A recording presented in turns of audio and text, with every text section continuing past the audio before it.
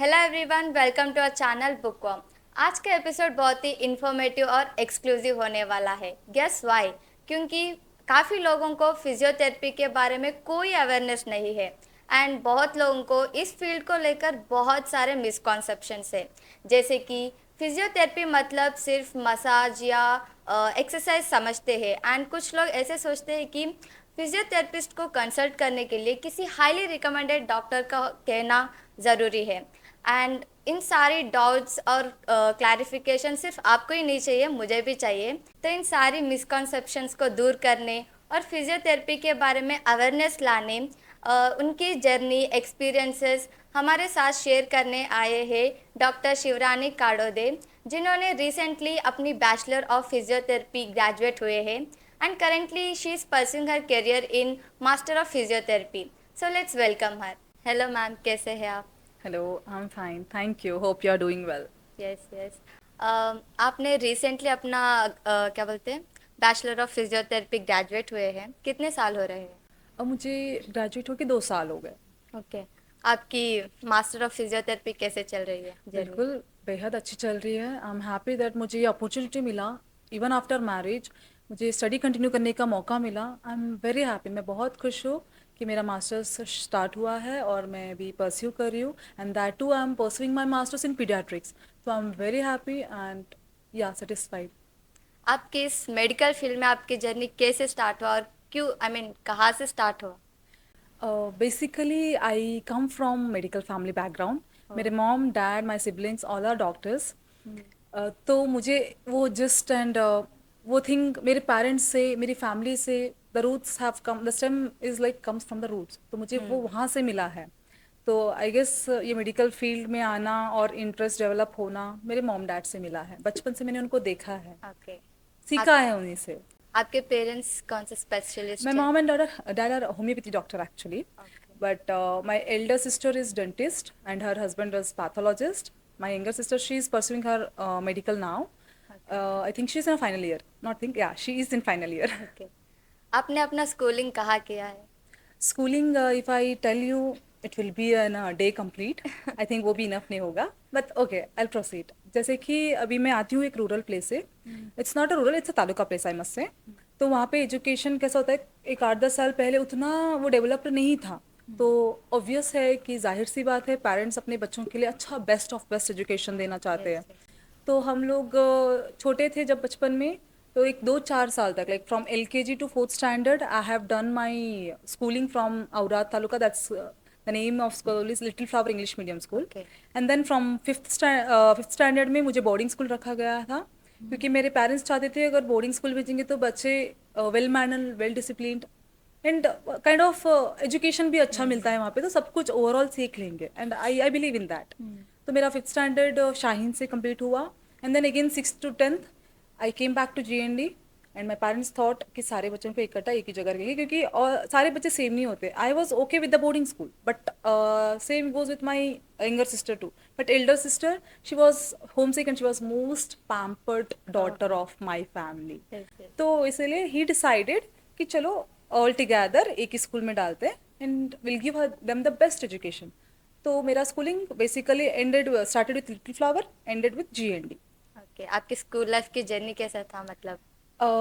या बहुत अच्छा था वैसे तो। मुझे मल्टीपल स्कूल्स और मल्टीपल लोग, मल्टीपल अलग अलग टीचर्स, अलग मतलब बहुत तरीके, एक ही स्कूल में नहीं पढ़ी, तो it was not that boring. Okay. मेरे लिए बहुत फन था, it was like entertaining. And मेरा कैसा हुआ, स्टेट CBSE, स्टेट CBSE, ओहो। तो मैं जंप करती रही। इजी सिलेबस, टफ सिलेबस, मैंने हर तरीके का जर्नी, हाँ, एंजॉय किया एंजॉय है। किया। टफ पार्ट भी I have experienced, and the easy part also have been experience. So yeah, it was good overall. Okay. अभी आपने एक स्कूल से एक स्कूल जंप करे, तो नए फ्रेंड्स बनाने में कोई मुश्किल या आपको लाइक आप मिस नहीं करते थे आपके पुराने स्कूल के फ्रेंड्स को? बिल्कुल करती थी, but I am a kind of person, मैं बहुत जल्दी मिंगल हो जाती हूँ। ओह। ऐसा नहीं है कि मैं वही स्टेज में, वही एरा में नहीं रहती हूँ कि मुझे वहीं अच्छा है, वो कम, मैं कंफर्ट जोन से बाहर निकलती हूँ। ओके। इट्स ओके, मुझे नए नए फ्रेंड्स बनाना बहुत पसंद है, और मुझे 5 मिनट दे दो, मैं उनके साथ ऐसा मिल जाती हूँ। कोई बंदा सोचेगा कि यार ये लोग सालों से जानते हैं एक दूसरे को। I have that kind of nature. So I am okay with that and ऐसा नहीं है कि मैं उन लोगों को मिस नहीं करती हूँ या I am not in touch with them या I have still do touch with all the oh, students जो भी मतलब ऑलमोस्ट मेरे एक या दो बेस्ट फ्रेंड नहीं मैं सबको फ्रेंड मानती थी और सब लोग मेरे साथ अभी टच में हैं and I am happy to have them okay. 10th के बाद बहुत लोगों को स्ट्रीम चूज करने में बहुत डिफिकल्टी होती है, आपको ऐसे कुछ हुआ है?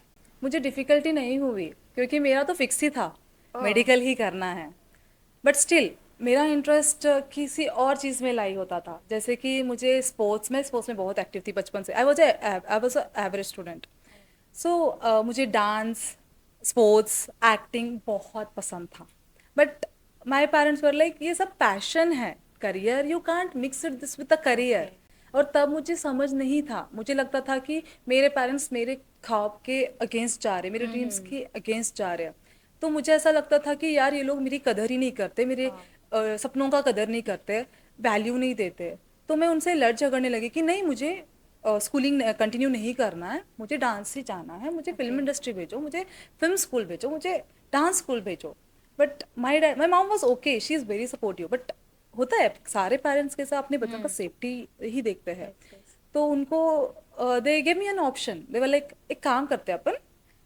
तू मेडिकल फील्ड कर ले हम्म। एक बार तू प्रोफेशनली डॉक्टर बन गई सेट हो गई फिर तुझे जो करना है कर सकती है ओह। तो रिस्क भी नहीं होता है बैकअप इज लाइक मेरे हम्म। पास डिग्री है यस फिर yes. I can pursue but I go in to that who knows whether I success or not because ये इंडस्ट्री हम्म। इतनी बड़ी है लोग काफी सालों से स्ट्रगल कर रहे हैं and my parents have seen the yes. that's why they wanted me to be settled in something at least but not I had not many options like engineering ये वगैरह only medical option ओके। तो मुझे dance and acting में छोड़ी नहीं I didn't give up and I didn't left it I took it along with me okay. Even after the degree even after my studies मेरे साथ ही आया है वो मैंने उसको पीछे नहीं छोड़ा क्योंकि ओके आई जैसे जैसे बड़ी हुई तो मैं समझ गई कि चलो ठीक है पैशन एक तरफ और प्रोफेशन एक तरफ दोनों को मिक्स नहीं करना है ठीक है I don't mix it up but I can take it parallel मैं दोनों ओके। भी साथ ले सकती हूँ उतना पोटेंशियल है मेरे पास and they agreed with it so now today I am here I am following both okay. अभी मेडिकल फील्ड मतलब स्टडीज पे ज़्यादा कंसंट्रेट करना चाहिए ना, तो आप कैसे बैलेंस करती थी आपकी पैशन और प्रोफेशन दोनों को? हाँ ये बात तो है मेडिकल फील्ड बोलने के बाद मेडिकल फील्ड ही नहीं पढ़ाई पढ़ाई होती है भले ही वो आर्ट्स हो या इंजीनियरिंग हो या मेडिकल हो पढ़ाई पढ़ाई होती है तो मुझे सुकून और साइलेंस या पीस ये सब कुछ ना मुझे सिर्फ डांस और म्यूज़िक से मिलता था तो इनिशियली जब मैं फर्स्ट ईयर थी डिग्री फर्स्ट ईयर तब मुझे पढ़ने का बिल्कुल मन नहीं करता था बिकॉज इंटरेस्ट ही नहीं था और जब हम्म। कोई चीज़ में आपको इंटरेस्ट ना हो तो आप फर्दर उसमें प्रोसीड कर ही नहीं पाओगे even though my parents use to guide me my elder sister use to guide me her husband use to guide me मुझे समझ नहीं आता था सब कुछ ऊपर से जाता था ऑफ कोर्स वो तो नॉर्मल है यूनिवर्सल है बट स्टिल कैसा होता है ना अभी तुम एक ग्रुप में जाओगे तो हैबिचुअली सब वो एनवायरनमेंट के थ्रू आप वो एम्बियंस के थ्रू सीख जाओगे हम्म। तो मेरा भी कुछ ऐसा ही हुआ तो मैं पीस के लिए मेरे हैप्पीनेस के लिए I use to take a time for hour 2 hour मुझे जब तक सुकून मिला तब तक I use to follow my passion करती रही फिर then when it use to come to the my profession मैं सोचती चलो ठीक है उसको अगर 2 घंटा टाइम दे रही हूँ मैं इसको आधा घंटा ही टाइम दूंगी लेकिन करूँगी क्योंकि ओके। ये ज़रूरी है ये फ्यूचर का सवाल है तो मैं दोनों इस तरह से मैनेज की हूँ ओके। आप एक्टिंग बहुत पसंद करते हैं ना, तो आपकी फेवरेट एक्टर या एक्ट्रेसेस कौन है? मुझे दीपिका पादुकोण बहुत पसंद है एक्टर? एक्टर में देर आर लॉट मेनी वैसे तो but Ranbir Kapoor and Ranveer Singh and Harshvardhan ये तीनों अच्छे लगते हैं ओके। मुझे आपकी किसी फेवरेट मूवी से एक डायलॉग बोल सकते हैं आप?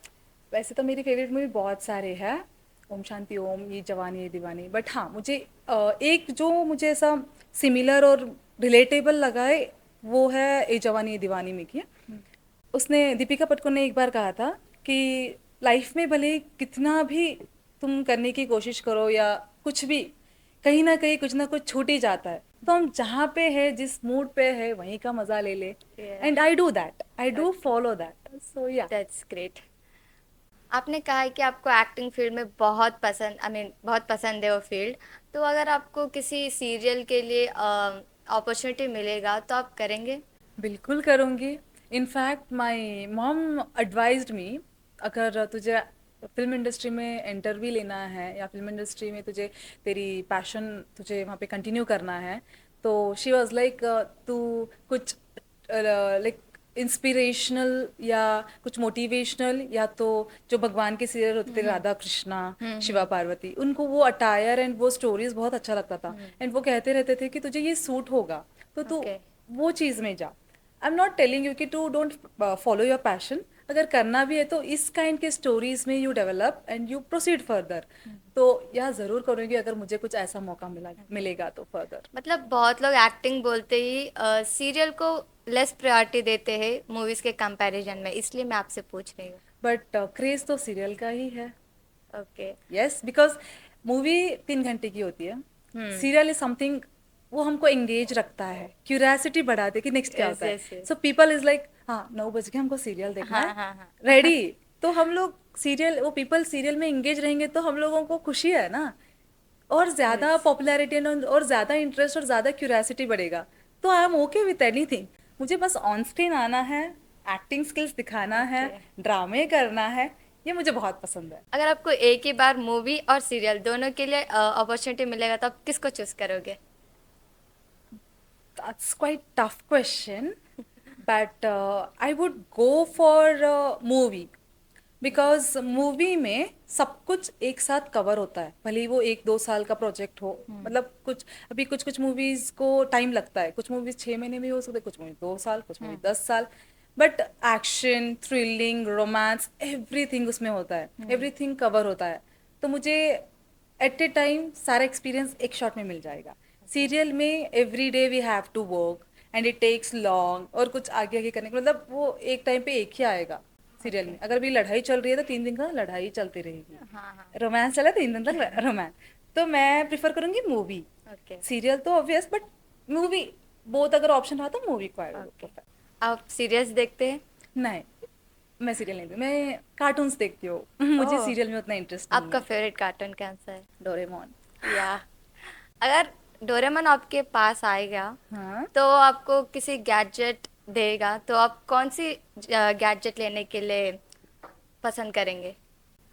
वो भी बहुत सोचने वाली क्वेश्चन है, बट मैं कहूँगी कि ऐसा कोई एक गैजेट नहीं है, क्योंकि कोई भी चीज़ या कोई भी बात या कोई भी थिंग एक चीज़ से नहीं होती। सपोज फॉर एग्जांपल क्लैप भी हो, एक हाथ से नहीं बजती। तो आई थिंक मैं कोई एक गैजेट चूज करना पसंद नहीं करूँगी, मैं ओके। पंच ऑफ थिंग पूरा डोरेमोन को पसंद करना प्रिफर करूँगी। That's cool. आपको कौन से टाइप के मूवीज बहुत अच्छे लगते हैं? मुझे, अगर आप पूछोगे कि मुझे मुझे एक चांस मिल के मैं एक्टिंग करना और किस टाइप के मूवीज में एक्टिंग करना प्रेफर करोगे, तो आई चूज एक्शन, क्योंकि मुझे एक्शन मूवी में एक्ट करना अच्छा लगेगा। And if you are asking me to watch कि किस तरह के देखने के लिए पसंद करोगे, तो मुझे लाइक ओम शांति ओम जैसा उसमें फन है, एंटरटेनमेंट है, थ्रिल है, ओके। लव है, रोमांस है। तो इस काइंड की मूवी मुझे बहुत पसंद है, जो कि एवरीथिंग हो, लाइक फैमिली मूवी, कॉमेडी। ज़्यादातर मैं कॉमेडी मूवी जिससे मैं मज़े कर सकूँ, हाँ वो चीज़ को, मतलब उस टाइप की मूवीज़ को मैं प्रेफर करूँगी। ओके। अभी ओके, आपकी जो 10th क्लास की जर्नी थी वो तो ख़त्म हो गई। अभी इंटर में आप कहाँ आपकी पढ़ाई शुरू कर?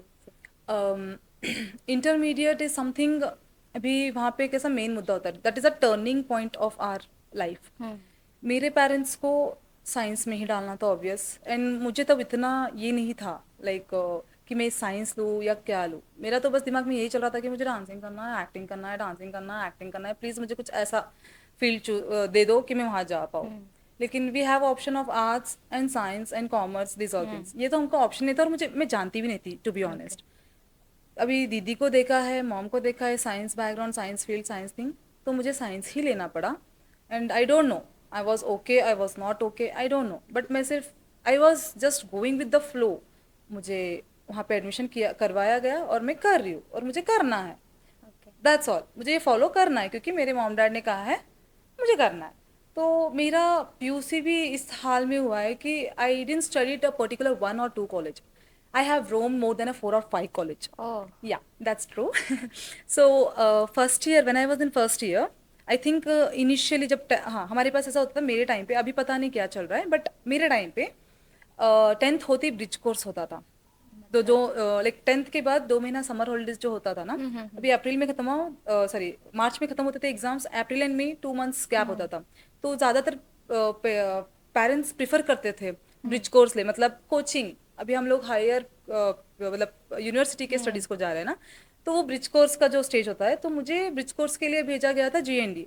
मेरा वैसे भी जीएनडी से कंप्लीट हुआ था, तो मैं जीएनडी में ब्रिज कोर्स के लिए 2 महीना वहाँ पे गई थी। एंड देन जून में एक्चुअल कॉलेज स्टार्ट हुआ था, लाइक ऑफिशियली। तो मेरे 3 महीने जीएनडी में ही हुए। And then my dad was like कि नीट के लिए अभी ऑब्वियसली है, कैपिटल सिटीज में तुमको और मच मोर फैसिलिटीज मिलते हैं, जितने कि अभी डिस्ट्रिक्ट लेवल में उतने अभी हो गए, एवरीवेयर हो गए, क्योंकि डिमांड बहुत बढ़ गया, कंपटीशन बहुत बढ़ गया। बट मेरे टाइम पे तभी कंपटीशन था, लेकिन मेरे टाइम पे सिलेबस भी चेंज हुआ था, तो ऑल ऑफ सडन उतना फैसिलिटी नहीं था। तो that's why my parents decided me to send to the capital city, जहाँ पे मेरे बच्चों को अच्छा फैसिलिटी मिल सके। तो मैं फिर जीएनडी छोड़कर मुझे हैदराबाद जाना पड़ा, वहाँ पे आकाश इंस्टीट्यूट, एंड देन वहाँ से new Vera college, and then again I came back, क्योंकि आंध्रा में सिर्फ we don't have option for all the 4 subjects, like PCMB we do have in Karnataka, but in Andhra there is a option, like if you are taking medical you have to study only BPC, biology physics and chemistry. If you are into IIT or engineering you have to study PCM, उस तरह का था। तो मेरा तो IIT जाना था ही नहीं पहले से, बट स्टिल मुझे कर्नाटक में क्लियर करना है, तो मुझे मैथ्स तो एग्ज़ाम देना ही पड़ेगा, एंड मैथ्स मुझे पढ़ाई करना ज़रूरी था। तो आई was lagging there and it was very difficult for me. तो मैंने 1.5 महीना वहाँ पे किया, आई थिंक टिल अगस्त, जुलाई, हाँ जुलाई हो गया, जुलाई अगस्त 2 महीने। एंड देन अगस्त में I came back, and then I joined again. My parents were like insisting me to join GND. मैंने कहा यार एक बार छोड़ दिया वो कॉलेज, वापस से नहीं जाना मुझे, स्टूडेंट्स क्या सोचेंगे, घूम फिर के यही आई है, वो थोड़ा था लाइक नहीं। And then I came back and I joined Mahatma Manikeshwari college. But basically मेरा एडमिशन रूरल एरिया में ही था, गवर्नमेंट कॉलेज के एडमिशन। कॉलेजेस को, मल्टीपल कॉलेजेस को सिर्फ मैं एज अ कोचिंग करके गई थी। तो माता मणिकेश्वरी, एंड देन हाँ before joining Mata Manikeshwari I have taken trials of multiple colleges like Saptagiri, Siddhivinayak, this colleges I had visit. And finally मुझे वहाँ का एम्बियंस पसंद नहीं आया, कॉलेज पसंद नहीं आया, तो माई डैड वाज लाइक ठीक है, you have any other options, you can go for it. Then Mata Manikeshwari में I found my school friends, I was okay with it, like चलो पढ़ाई नहीं देखा, फ्रेंड्स है, कंफर्ट जोन है, हाँ चलो लेट्स गो। तो देन मैंने माता मणिकेश्वरी में प्रोलॉन्ग पीरियड तक कंटिन्यू किया, सेकेंड ईयर भी वहाँ पे कंप्लीट किया। एट द एंड में ऐसा कुछ स्टेज आया, मुझे वापस से जीएनडी जाना पड़ा, क्योंकि माता मणिकेश्वरी कॉलेज में मेरे मार्क्स लो आते गए थे, क्योंकि मेरा पढ़ाई में उतना इंटरेस्ट नहीं था। तो वहाँ पे कैसा रूल था, जिसका मार्क्स कम आता है उसको सेक्शन शिफ्ट करना पड़ता था। और वहाँ पे सिर्फ कैसा था, higher class, average and medium, lower. तो मेरा हायर में तो एडमिशन मिल गया था, क्योंकि मुझे सिर्फ कोचिंग लेना था, लेकिन वहाँ पे टेस्ट होने के बाद मुझे जो मार्क्स कम आए थे, मुझे मीडियम में ट्रांसफ़र किया गया। मीडियम में भी कम आ गया, तो मुझे लोअर बैच में डाला गया। तो माई डैड वॉज लाइक ये कॉलेज ही अच्छा नहीं, हम कॉलेज बदल देते हैं। बेटी की गलती नहीं है, बेटी पढ़ाई नहीं कर रही है, नहीं कॉलेज में पढ़ाई अच्छा नहीं करवा रहे, तो कॉलेज बदल देते हैं। अच्छा, again I went to GND. तो लास्ट के अगेन 3 मंथ्स बोर्ड एग्जाम की तैयारी, नीट की तैयारी करने के लिए मुझे वापस से सुपर 45 बैच में एडमिशन करवाया गया, रिक्वेस्ट करके, क्योंकि अब मैं वही स्कूल से हूँ, तो teachers were known and it was easy to enter in that college. So at the end I have done with GND. Okay. अभी आप बोल रहे हैं कि आपको पढ़ाई में इंटरेस्ट नहीं है, बट नीट लोगों को कॉलेजेस में बहुत प्रेशराइज करते हैं कि डेली डेली टेस्ट लगाते हैं एंड सब कुछ करते हैं, फिर आप उन सारे ट्रॉमास को कैसे हैंडल करते थे? टू बी ऑनेस्ट, मुझे भी नीट के लिए नीट रिपीट करवाया गया था, एंड नीट रिपीटेशन के लिए मुझे बैंगलोर में भी रखा गया था 1 साल के लिए। मेरे लिए तो टॉर्चर था ही ऑब्वियसली, बट एक वो होता है ना माँ बाप के लिए कंसर्न, अब वो आता है वो टर्निंग स्टेज, टीन एज में कैसा टर्निंग स्टेज होता है, एंड बहुत सारे थॉट्स चलते रहते हैं कि पेरेंट्स ने हमारे लिए इतना कुछ किया, हम उनको रिटर्न में कुछ करना चाहिए। Those are universal thoughts, but वो चलते रहते हैं ना। तो मुझे ऐसा लगा कि यार आई हैव टू डू, कुछ भी हो, आई डोंट नो मेरा मैं पास हो जाऊंगी या फेल हो जाऊंगी, बट ट्रायल देना मेरा काम है, लेट अस डू दैट। ऐसा नहीं था कि मुझे सुसाइडल थॉट नहीं आए, क्योंकि मुझे प्रेशर लग रहा था। मेरे आसपास जितने 150 स्टूडेंट्स थे हम लोग नीट के लिए, और वो 150 स्टूडेंट्स में हमारा मार्कशीट ऐसा लगाया जाता था बोर्ड पे, और नीचे से जब नाम आता था बहुत हर्ट फील होता था। Yes yes. भले ही मैं कितनी कोशिश करूँ, मुझे 720 आउट ऑफ सिर्फ 200 180 मिल रहा है, and those marks use to be mailed to my parents. मैंने मेरे पेरेंट्स का कॉल आना, एंड देन दे लाइक तू स्टडी नहीं कर रही है, तुझे इतना दूर रखा गया है, you have to put little more efforts. But मेरा कैसा, even if I put efforts नहीं हो रहा था, क्योंकि लैक ऑफ इंटरेस्ट। यस। अगर जिस चीज़ में तुम्हें इंटरेस्ट है ही नहीं, तुम कितनी भी कोशिश करो वो जाएगा ही नहीं तुम्हारे दिमाग में। एंड मेरे साथ वही हो रहा था। एंड अनटिल एंड अनलेस मैं पूरा नीट कोचिंग ख़त्म करके आने तक भी मुझे उतना 100% पूरा मेरा नहीं तैयारी हुई थी। बट स्टिल कहीं ना कहीं जो पीयूसी में मैं सीख नहीं पाई 2 साल में, वो 1 साल में मुझे 50% of knowledge I gain there. So pressure था, मुझे टॉर्चर फील होता था, but still I was like चलो ठीक है, मेरा इन्वायरमेंट भी ऐसा था, आजू बाजू के बच्चे पढ़ रहे हैं तो मुझे पढ़ना चाहिए, मुझे भी उनके लेवल को मैच करना चाहिए। ये एक प्रेशर से मैं पढ़ती गई। मैं सुकून से या हैप्पीली नहीं पढ़ी, प्रेशर में आके पढ़ी हूँ, लेकिन मैंने वो स्टेज क्लियर किया 1 साल। आई वॉज थिंकिंग कि चलो ठीक है, अभी ये मोड मुझे कैसे भी करके क्लियर करना है। लाइफ में अप्स एंड डाउन्स डेफिनेटली आएंगे, बट अगर तुम क्लियर नहीं करोगे तो आगे नहीं बढ़ पाओगे। तो भले ही कितनी कष्ट हो, मुझे क्लियर करना है। तो मैंने फ्रेंड से थोड़ा ओके, एवरी सैटरडे संडे में मेरी मासी के यहाँ जाती थी, बैंगलोर में ही रहती है मेरी मासी। तो फिर वो थोड़ा मुझे गाइड करती थी, वो मुझे समझाती थी।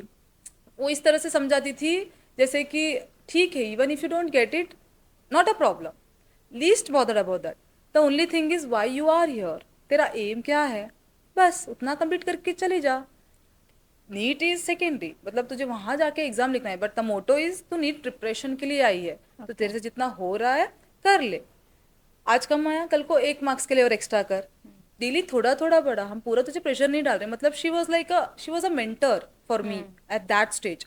तो बहुत अच्छे से उसने मुझे संभाला है, मेरे मेंटल हेल्थ को बहुत अच्छे से संभाला है।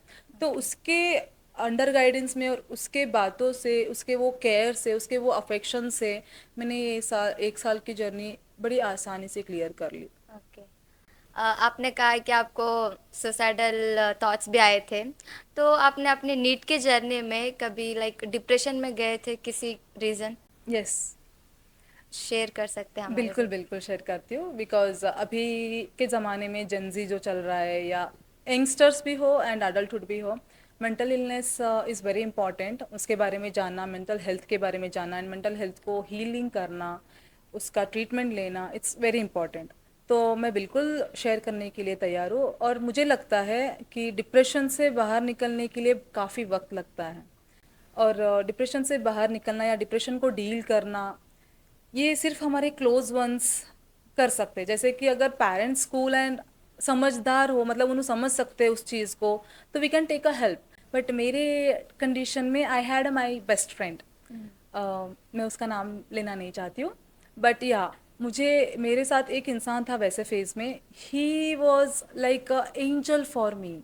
उसने मुझे उस डिप्रेशन से इस तरह से बाहर निकाला कि मुझे कभी महसूस ही होने नहीं दिया कि मैं डिप्रेशन में थी। He literally made me feel that अरे दुनिया में तो अकेली नहीं है। ओके। हाँ, but not in the insulting way, it's in the pampered way. I was very happy and I am very blessed to have such friend in my life who helped me in that low situation.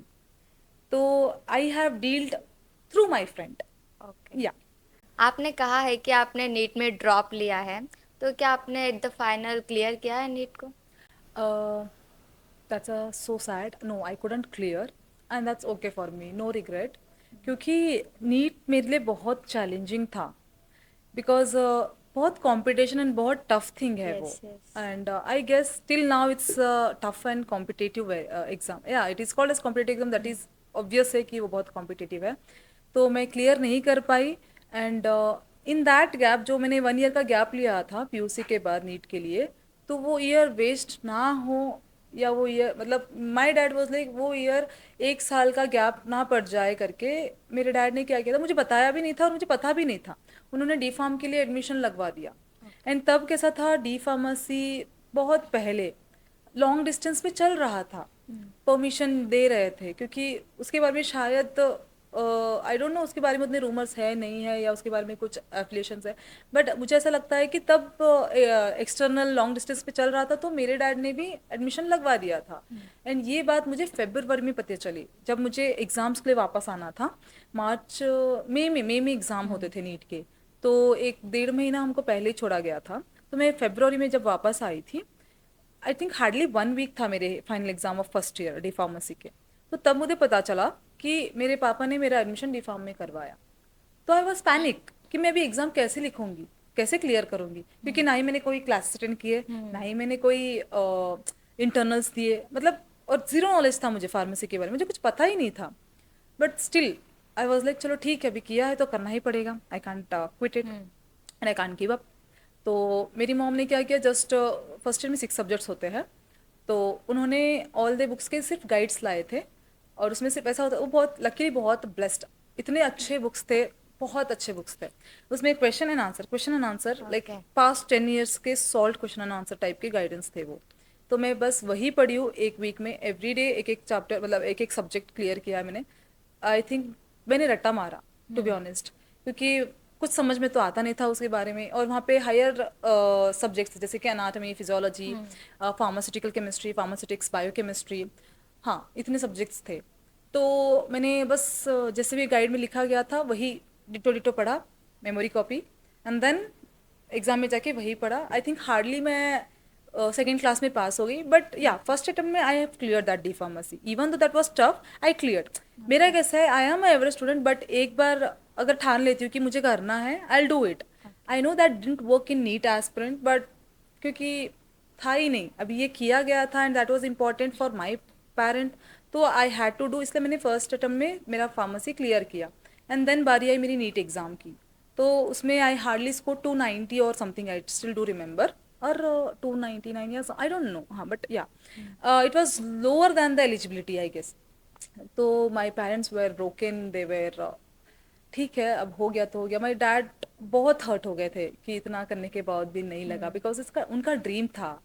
मुझे भी कहीं ना कहीं बहुत बुरा लगा कि मैं उनके सपनों को पूरा नहीं कर पाई। That was a heart breaking stage for all of us, my elder sister, my mom, my dad and for me also. And then I was like ठीक है, and my dad asked me, he for the very first time he asked me तुझे करना क्या है अब। तो still my answer was like मुझे dance school भेज दो, मुझे एक्टिंग स्कूल भेज दो, वो तो पैशन है, तो कब तक करेगी, 30 साल 40 साल, उसके बाद क्या करेगी तू उस फील्ड में। अगर तू मेडिकल चूज करेगी तो तेरे साथ ये लाइफ लॉन्ग रहेगा। इस प्रोफेशन और लेडीज के लिए बहुत अच्छा प्रोफेशन है, तो तू गो फॉर इट, तुझे गाइडेंस मिलेगी। क्योंकि हमारे मॉम डैड, मेरे दादू, मेरी मॉम की मम्मी मतलब मेरी नानी, ये सब मेडिकल सेक्टर से आते हैं, तो तुझे अच्छा गाइडेंस मिलेगा। तो कहीं पे मिसकंसेप्ट भी हो जाएगी तो हम तुझे गाइड करने के लिए रहेंगे, हम तेरे पीछे रहेंगे। कुछ मिस भी हो गया, कुछ तुझे सुधरना, मतलब तुझे वहाँ पे सुधरा भी नहीं, तो हम रहेंगे करने के लिए। तो बहुत अच्छे से ब्रेन वॉश किया, बहुत अच्छे से समझाया, तो तब मुझे लगने लगा कि चलो ठीक है। And then they have come to that point कि तो आयुर्वेदिक करेगी, क्योंकि एमबीबीएस मेडिकल सीट ऐसा नहीं था कि मेरे पेरेंट्स अफोर्ड नहीं कर पाते थे पेमेंट के लिए, दे कुड हैव, और उन्होंने पूछा भी, लेकिन मुझे ऐसा लगा मैं नीट में ही ऑलरेडी इतने पैसे बर्बाद कर चुकी हूँ बिना क्लियर करे, तो मुझे वो दिल में एक वो जिस था लाइक अरे यार ऑलरेडी बहुत नुकसान हुआ, मुझे और नहीं करना, मुझे रिस्क नहीं लेना है। तो डैड ने पूछा अगर तुझे इंटरेस्ट है, अभी भी तू करना चाहती है, we can go for a payment seat. But मेरे को कहीं ना कहीं था कि नहीं कर पाऊंगी तो क्या करूँ।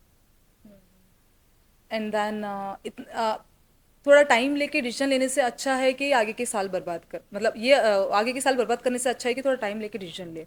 तो मैंने फिर सोचा कि नहीं, अभी जो भी फार्मेसी चल रहा है, let me continue that, I will finish it up. Anyhow that was सिर्फ 2 years का course. And then in between अभी फिर से कॉलेज वगैरह भी वो नहीं चल रहा था, लॉन्ग डिस्टेंस था, तो उन्होंने बोला कि देख तुझे कुछ और करना है, कुछ समथिंग डिफरेंट है, ऐसा कुछ। तो माई मॉम वॉज लाइक, मेरा मॉम का सपना था कि वो लॉयर बने, तो उसने एक जस्ट चिंगारी लगा दी कि तू एलएलबी कर सकती है। तो उस टाइम पे that was the last batch and the first batch, तब वहाँ पे क्लैट एग्जाम ऐसा कुछ ऑप्शन, मतलब ये नहीं था, मैंडेटरी नहीं था, तो मुझे डायरेक्ट एडमिशन मिल गया government college. It's Vighneshwar government law college, Gulbarga Kalaburagi university में था। तो मैं वहाँ पे मुझे एडमिशन मिल गया। और आई थिंक मैंने वहाँ पे कंटिन्यू की। और मेरा कैसा था, वो और फार्मेसी एट ए टाइम चल रहा था, pharmacy oh, second year and that thing. तो मुझे दोनों तरफ से प्रेशर था। तो आई वॉज लाइक एक्सपेरिमेंट करते, ये चल गया तो इसमें कंटिन्यू करेंगे, ये चल गया तो इसमें कंटिन्यू ओके। करेंगे। तो दोनों एट ए टाइम आ गया, इसके फर्स्ट सेम के एग्ज़ाम और इसके final exam. Almost 15 days month में गैप था, तो मुझे दोनों क्लियर करना पड़ा। ठीक है, I cleared. But then I के वो ख़त्म हो गया। अब उसके बाद क्या? अब एलएलबी तो है, but LLB something, I am from the science background PUC में, उसमें ओके। Complete arts based. मुझे तब पता चला कि science is more easy than the arts. Arts oh, बहुत टफ है। लोगों को लगता है कि आर्ट्स स्टूडेंट है is, no, I swear I tell you, arts इतना टफ है। जो आर्ट्स स्टूडेंट है उनसे जाके पूछिए। आई डिडंट क्योंकि knew it. Yeah you didn't knew, because I have studied science and arts, तो कंपेयर हुआ मुझे। मुझे लग रहा था कि साइंस काफ़ी इजी है, आर्ट्स बहुत टफ है, एक्चुअली टफ है। इंटरेस्टिंग है, ऐसा नहीं है कि it's not that interesting, but if you study, if you put efforts in that, definitely it is very interesting. But मुझे तब महसूस हुआ कि आर्ट्स बहुत टफ है, और मैं सेकेंड सेम के एग्ज़ाम देने से डर गई थी कि अगर मैं फेल हो जाऊंगी तो क्या। तो आई जस्ट क्विट इट, मैंने वहाँ पे गिव अप कर दिया। एंड मैंने पेरेंट्स से कहा कि मुझे कुछ समझ नहीं आ रहा। एंड मेरा फर्स्ट लैंग्वेज कन्नड़ा है नहीं। एंड एलएलबी में इज समथिंग, वहाँ पे Kannada is very important for Karnataka people. वहाँ पे कैसा था, if you are from Karnataka you have to be known Kannada, because वहाँ पे डिबेट होता था, हमको parliament visits, high court visits वगैरह होता था सिंस फर्स्ट ईयर ही। डिबेट एंड ऑल होता था, तो कन्नड़ा में ही देना पड़ता था। और मेरा कन्नड़ा उतना अच्छा नहीं था, क्योंकि हमारे घर में हम हिंदी एंड मराठी है, कन्नड़ा भी बात करते हैं बट उतना नहीं, जितना फ्लो नहीं। तो that was needed there and I was lagging in that. तो मुझे बहुत प्रॉब्लम हो रही थी, और वो कन्नड़ा इतना टफ था कि लाइक तुम्हें ग्रामर एवरीथिंग आना, हाँ, एंड इट्स समथिंग लाइक हले गन्नड़ा कुछ था उसके अंदर। ओके। तो मुझे वो थोड़ा डिफिकल्ट लगा। एंड वो पार्ट भी मुझे कवर नहीं हो पा रहा था, समझ में भी नहीं आ रही, भले ही कितनी भी कोशिश करो। और मेरे डैड के पास इतना टाइम नहीं है कि वो मुझे कन्नड़ा सिखा पाए, और मैं ट्यूशन लगाऊँ ये इतना, हाँ। ओके। तो एंड माई मॉम तो कन्नड़ा उतना कर नहीं पाएंगे, और मैं कहाँ अभी यहाँ हॉस्टल में रह के वो कन्नड़ा सब्जेक्ट के लिए। तो मुझे बहुत टफ पार्ट लगा, तो मैंने आसानी से वो छोड़ दिया, मैंने लगा नहीं, रहने देते हैं। तो and then my dad came up with physiotherapy degree.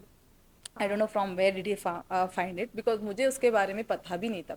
I didn't knew what is physiotherapy actually, oh, as many people also don't know still yet, yes. and even I was one of them people.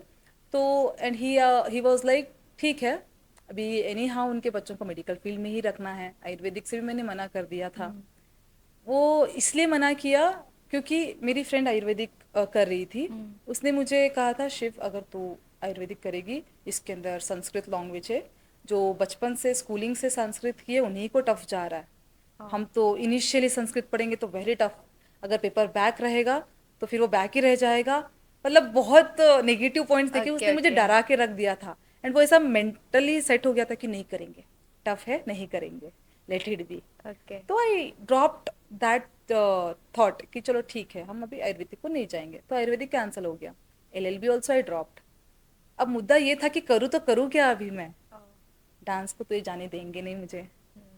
मेरा सपना था कि मैं dancing करूँगी, मैं national television पे आऊँगी, फिर वहीं से एक्टिंग के लिए मौका मिलेगा तो I go into the film industry.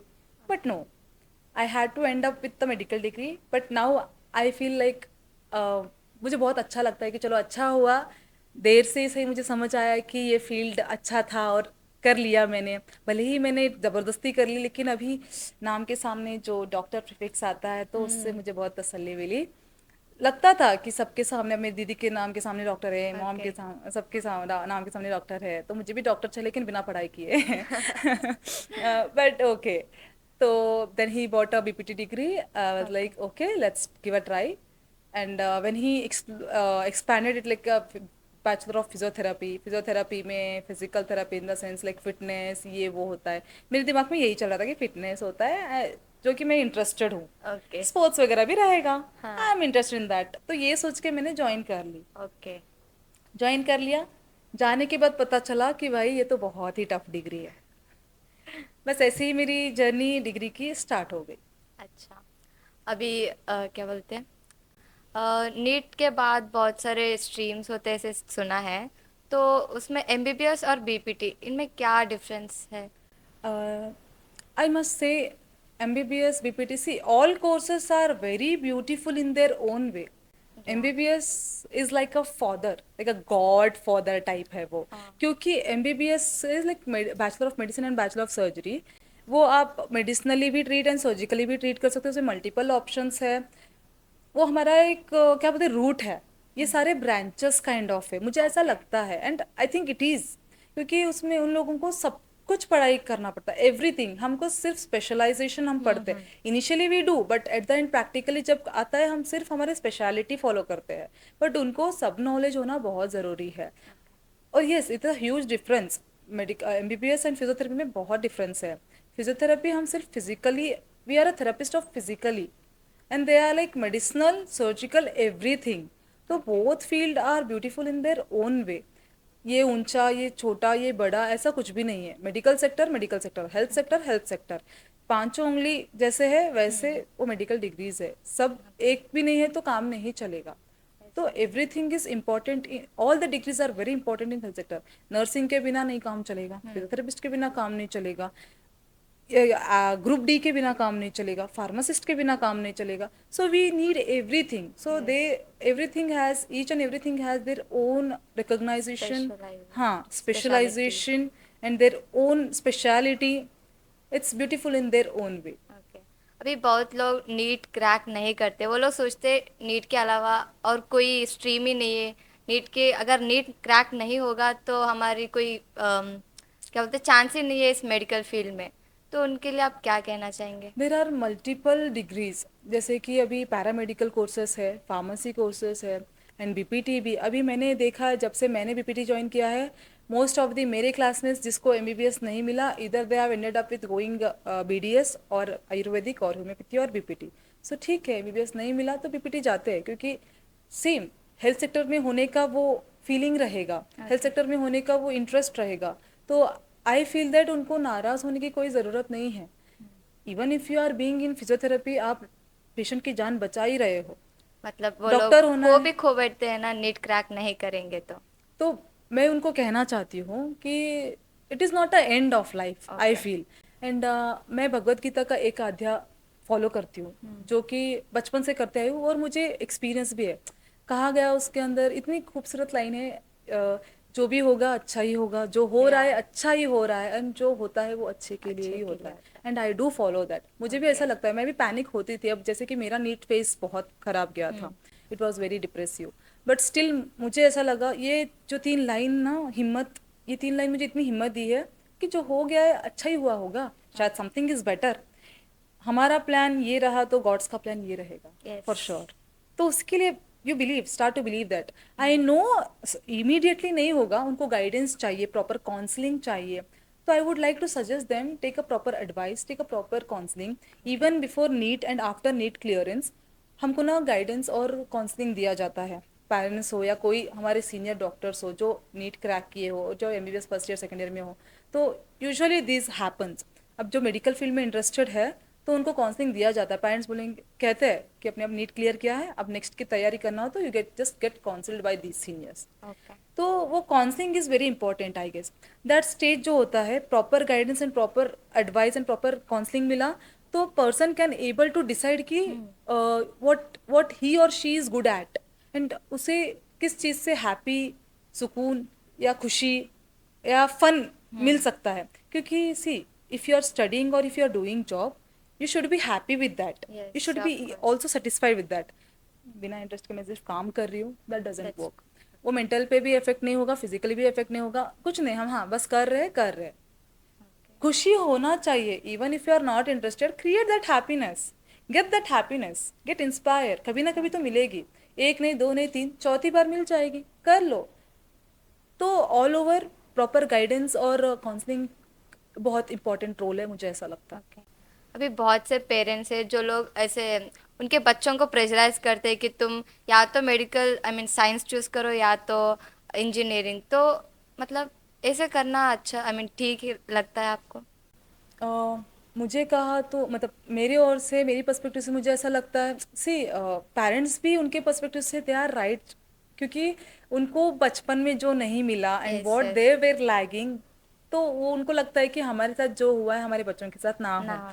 सो कोई पेरेंट्स अपने बच्चों का बुरा नहीं चाहता, ऑब्वियसली है।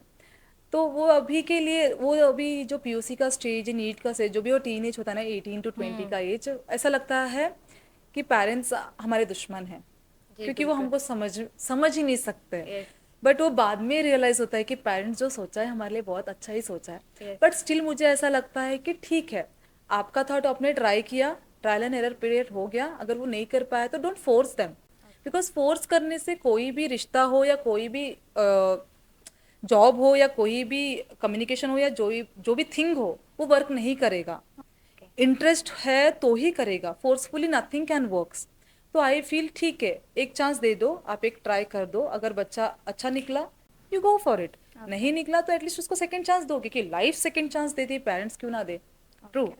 इसीलिए मुझे ऐसा लगता है, give a second chance, let them try for their own. अगर उनको जो इंटरेस्ट है और वो इंटरेस्ट में वो आगे नहीं बढ़ पाए, then you can take a decision, they have complete rights. So I feel that never force or never pressurize the children, because nowadays due to pressure and force, so many students and people are ending up with suicide, yes. ending up with depression। जो करना है वो भी नहीं कर पा रहे। वो अभी जी कितने हाँ। मेरे ही जूनियर्स एंड फ्रेंड्स हैं, वो भी घर पे खाली बैठे हैं, वो इंटरेस्ट ही चला गया। वो एक फेज जाने के बाद ना उनको कुछ करने का मन ही नहीं रहेगा। जो पेरेंट्स चाहते वो विश भी नहीं, और अपना जो ड्रीम है वो भी गिव अप कर देंगे। वो बोलेंगे अब क्या ही करना है, रहने दो, मतलब यस। लाइफ से वो बेजार हो जाएंगे। उनको they lose interest in everything.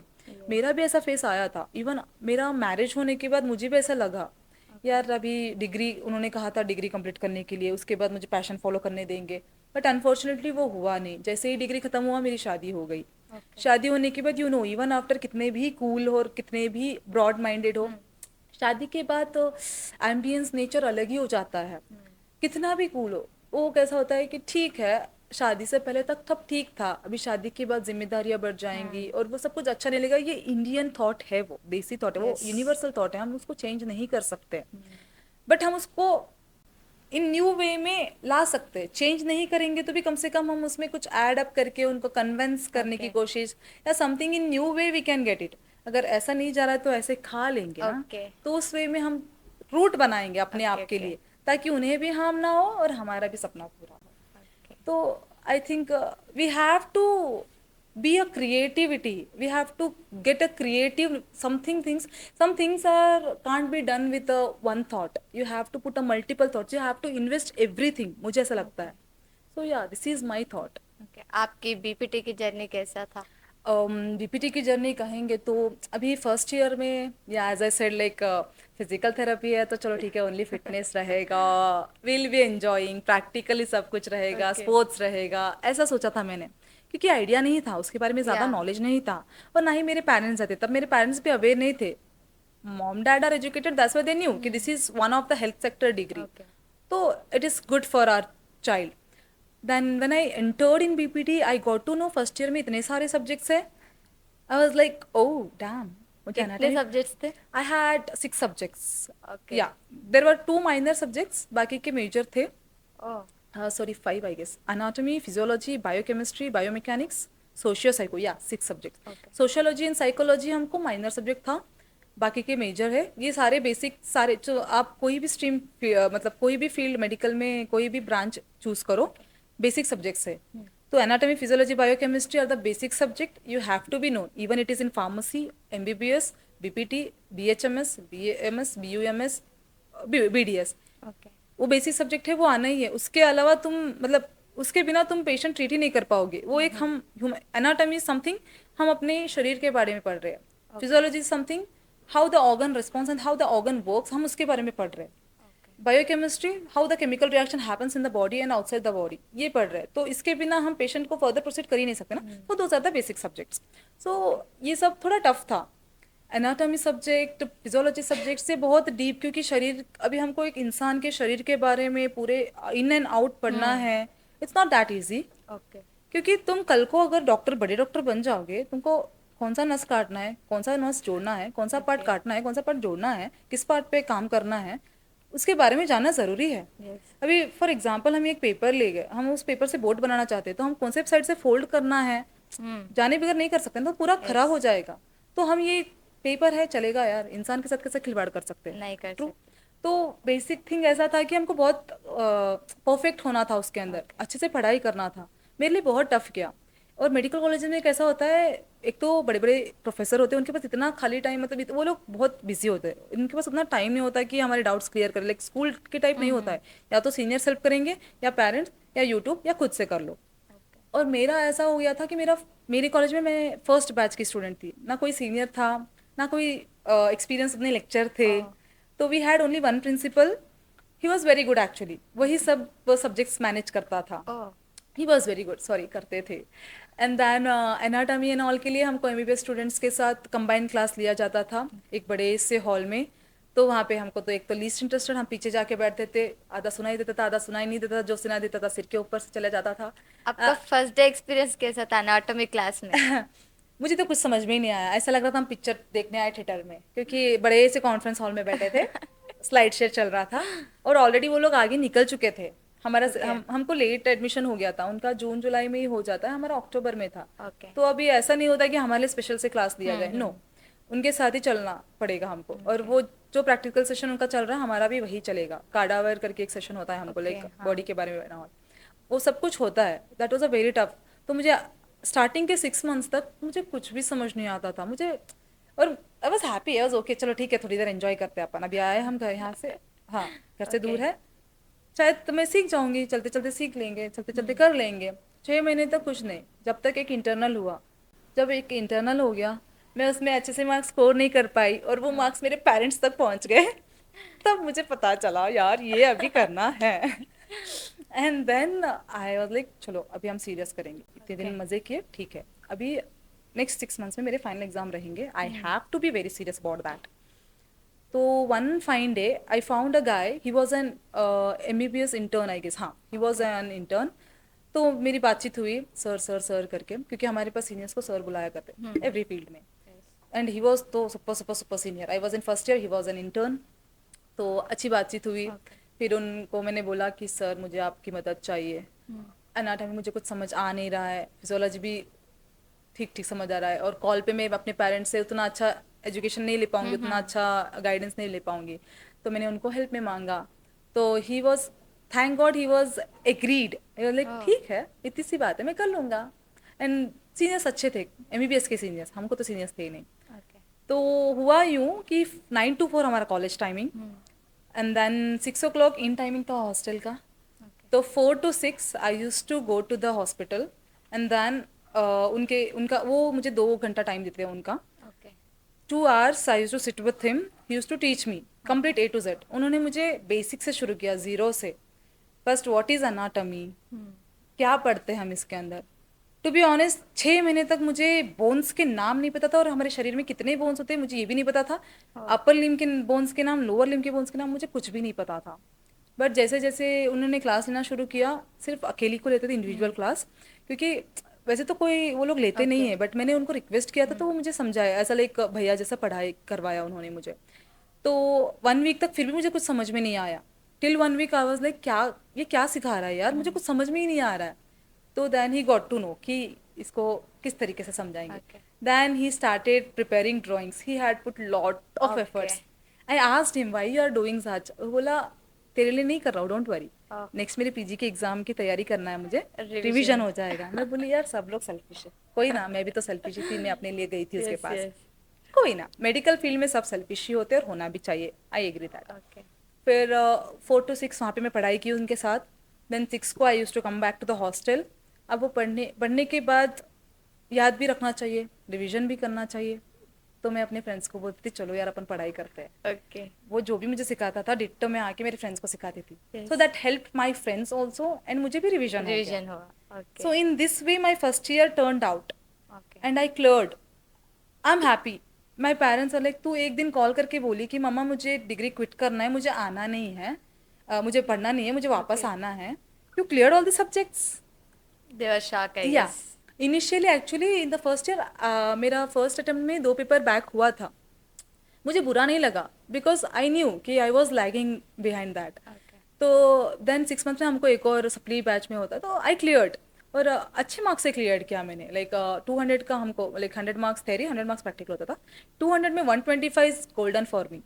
क्योंकि एक एवरेज स्टूडेंट बिना इंटरेस्ट का कुछ बिना जाने she is scoring 125। I think that is a very great thing for that girl. या मतलब मेरे लिए तो बहुत अच्छा था वो, and my parents were very happy, and that too I cleared in first class. Oh I was very happy. और वो थिंग से मुझे इतना कॉन्फिडेंस मिला, मैंने कहा यार अभी मैं चुटकी में क्लियर करूंगी। वो confidence, confidence yes that confidence and that should be there. Okay without confidence you can't proceed further. फिर सेकेंड ईयर में we had only 4 subjects, I cleared यूं। ओके फिर कॉन्फिडेंस आया, अरे यार अब तो हम थर्ड ईयर है, सीनियर है, चलो अब पेशेंट देखना शुरू करेंगे अपन। पोस्टिंग्स होते ओके थे हमको, धीरे धीरे ऐसे आए। तो मैंने फर्स्ट अटेम्प्ट में क्लियर कर लिया everything. My parents were so happy. सब लोग दे वर शॉक कि एक यार ये पढ़ाई नहीं करती थी, हमको तो भरोसा भी नहीं था, ये करके दिखाई है। वो अलग ही लेवल का ओके टच होता है उनका। जो जिन मतलब ये कर नहीं पाएगी, जो बोलते हैं वो करके दिखाए, तो वो अलग लेवल का सेटिस्फैक्शन होता है। तो my parents were so so happy. Okay हाँ, they were like okay now you have cleared, we are very happy. आपके इस मेडिकल फील्ड की जर्नी हो या एक्टिंग की जर्नी हो, किसी में भी किसी ने आपको अंडर एस्टिमेट किया है कि तुम ये नहीं कर सकते हो, तुम वो नहीं कर सकते हो, तुमसे नहीं हो पाएगा ऐसा? Under estimate I would say no, nobody has done. In fact मुझे सपोर्ट किया गया है, because I use to like अरे मैं कर पाऊंगी या नहीं, क्योंकि मुझे इंटरेस्ट नहीं था। तो ये थिंग मेरी दिमाग में चलती थी ना। ओके तो मुझे अंडर एस्टिमेट नहीं किया गया था मेडिकल फील्ड में एंटर होने के बाद। बट हाँ, when I was in 10th standard, जब साइंस पेपर, हाँ कल साइंस पेपर है, तो आज मतलब पहले कैसा होता था, एक दिन गैप, 2-3 दिन गैप होता था, स्टडी लीव टाइप का। तो 2-3 डेज है, तो मैं पढ़ाई नहीं करती थी, अरे अभी कल है एग्जाम, पढ़ने आएगा।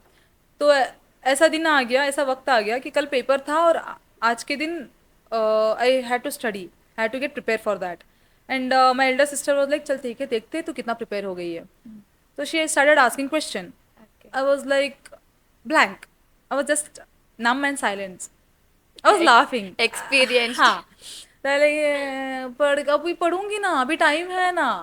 तो she got very angry, she yelled at me, she yelled at my mom, she like इसे एग्जाम मत भेजो, अगर इसे एग्जाम भेजोगी तो ये फेल हो जाएगी और मेरा रेपुटेशन खराब हो जाएगा, कहेगी कि वैष्णवी की sister she got failed. Okay तो उसने बोला कि तू कर ही नहीं पाएगी, तू इस साल एग्जाम मत लिख, तू और 2-3 महीने टाइम ले, तो सप्लीमेंट्री में एग्जाम लिख 10th स्टैंडर्ड का। तो मैं तब मुझे हर्ट हुआ, वो चीज़ मुझे बहुत हर्ट हुई। तो आई was like okay, that only that thing was under estimated, and वो अंडर एस्टिमेट किए। तो मुझे अभी तो वो चैलेंज फेस करना ही था, मुझे उनको दिखा प्रूव करना ही था।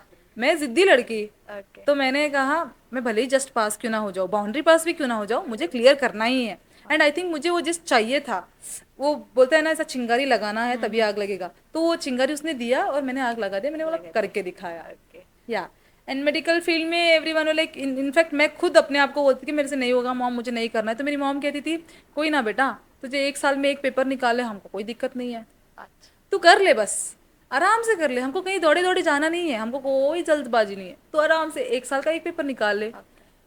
वो इतना सपोर्टिव हो गए थे, मुझे कंफर्ट फील कराते थे हर बार। मेरी दीदी भी, मेडिकल तू अकेली थोड़ी है, मेडिकल में सब लोग फेल होते हैं, कोई बात नहीं है, तू कर ले, ऐसे सपोर्ट करते थे। And that motivation, that support, मुझे कांस्टेंट सपोर्ट एंड मोटिवेशन से ना डिग्री क्लियर करने में बहुत आसान हुआ मुझे। तो under estimate thing no, nobody has done. Okay let's come to the main point. Yes, So, what is physiotherapy actually mean? see, okay, that's a very basic and my favorite question actually. Physiotherapy something, अभी मैं तुमको आसान भाषा में बताऊँ तो एक, okay, एक इंसान में जान डाल देना काइंड ऑफ। Oh, जैसे कि मेडिसिन को जान फार्मासिस्ट देते हैं, इंसान को जान एमबीबीएस डॉक्टर्स, मतलब स्पेशलिस्ट डॉक्टर्स देते हैं, बट उस जान को एक्टिवेट करना फिजियोथेरापिस्ट करते हैं। और आई मस्ट से बिना एक्टिवेशन के तो सिम भी काम नहीं करता। जी हाँ. So how does human being work without any activation? Okay. So physical therapy and physiotherapy is something the activation of the life of people. Okay. Yes, ये इतनी इम्पोर्टेंट है तो इसके बारे में उतना अवेयरनेस क्यों नहीं है? ट्रू। क्योंकि अभी देखो there are so many degrees, अभी स्टिल हमको भी पता नहीं है, ऐसे स्टडीज इतने सारे हैं। था, ऐसा नहीं था कि फिजियोथेरेपी नया नया निकला, नहीं, देर वॉज अ फिजियोथेरेपी। ये सब इसको ना माइनर में कंसिडर किया गया था, क्योंकि उतना इसका सारा रोल, अब जैसे एवरी टाइम नए नए टेक्नोलॉजीज आते हैं, वैसे फिजियोथेरेपी की भी नई नई टेक्नोलॉजी आए, तो अभी इसका अवेयरनेस बढ़ रहा है। मतलब सिर्फ जानकारी आ रही है, बढ़ नहीं रही, अभी तो लोग जानने पहचानने लगे हैं। तो इसका रोल पहले डॉक्टर्स ही कर लेते थे। अभी कैसे खेड़े गांव में हो, रूरल प्लेस में हो, एक जनरल फिजिशियन वाज काफ़ी फॉर दैट। कोई चोट लगा या कुछ लगा तो he use to handle everything generally. Okay. तो वैसे जैसे जैसे अभी बढ़ते गया, जैसे जैसे जनरेशन आते गए, जैसे जैसे टेक्नोलॉजी बढ़ते गए, वैसा फिजियोथेरेपी रोल लोग जानने लगे। तो आई गेस तब वो किसी को उतना पता नहीं था, इसीलिए उसके बारे में अवेयरनेस नहीं आया। एंड फिजियोथेरेपी इज समथिंग उतना मेजर वर्क नहीं है। मतलब I can't say it will be wrong major work बोले तो। अभी देखो चोट लगी है या कुछ ऑर्गन फेल हुआ है, इसके लिए सर्जरीज प्रिफर होते हैं। अब फिजियोथेरेपी नाउ डेज कैसा हो गया, फूड पहले सब ऑर्गेनिक चलता था तो हेल्थ फिट रहता था, but now mental and physical fitness 0% हो गया। People are lagging behind in that. तो अभी इंपॉर्टेंस आ रहा है, तब उतना ज़रूरत नहीं पड़ा। हाँ, this is a right way, physiotherapy की तब ज़रूरत नहीं पड़ी, इसलिए यूज़ नहीं किया। बट अभी बेसिक नीड हो गया physiotherapy. It's like a basic need, it's like a oxygen for each and every people life. जैसे कि obese people for example, they are looking for a gym, they are looking for a dietitian, they are looking for a physical work। तो वो बहुत ज़रूरी हो गया। अब उनको ऐसा उसके बिना कैसे लगता है कि मुझे चाहिए ही चाहिए, इसके बिना मैं कर नहीं पाऊंगा। ओके। हाँ। तो now that importance have become to this level, तो अभी लोगों को पता चल रहा है कि ओके फिजियोथेरेपी की ज़रूरत है। एंड हम यही दिखाना चाहते हैं कि फिजियोथेरेपी बहुत इम्पॉर्टेंट है। एंड एक और बात, अभी पहले कैसा था कि रूरल प्लेसेस में वगैरह कंजेनिटल डिसीज के बारे में उतना अवेयरनेस नहीं था। एंड ऑफ कोर्स हर दिन नए नए इन्फेक्शन आ रहे हैं, नए नई बीमारी आ रही है, उसके बारे में अभी पढ़ाई करनी पड़ रही है, और टेक्नोलॉजीज आ रहे हैं और मेडिसिन आ रहे हैं। वो एक time, medical is not one time, life time हमको पढ़ाई करना पड़ता है, लाइफ टाइम कुछ ना कुछ नया आते ही रहता है। अब जैसे कि इंजीनियरिंग ले लो, कितने नए नए कोर्सेज कर रहे हैं वो लोग, जावा, C++, सेम थिंग।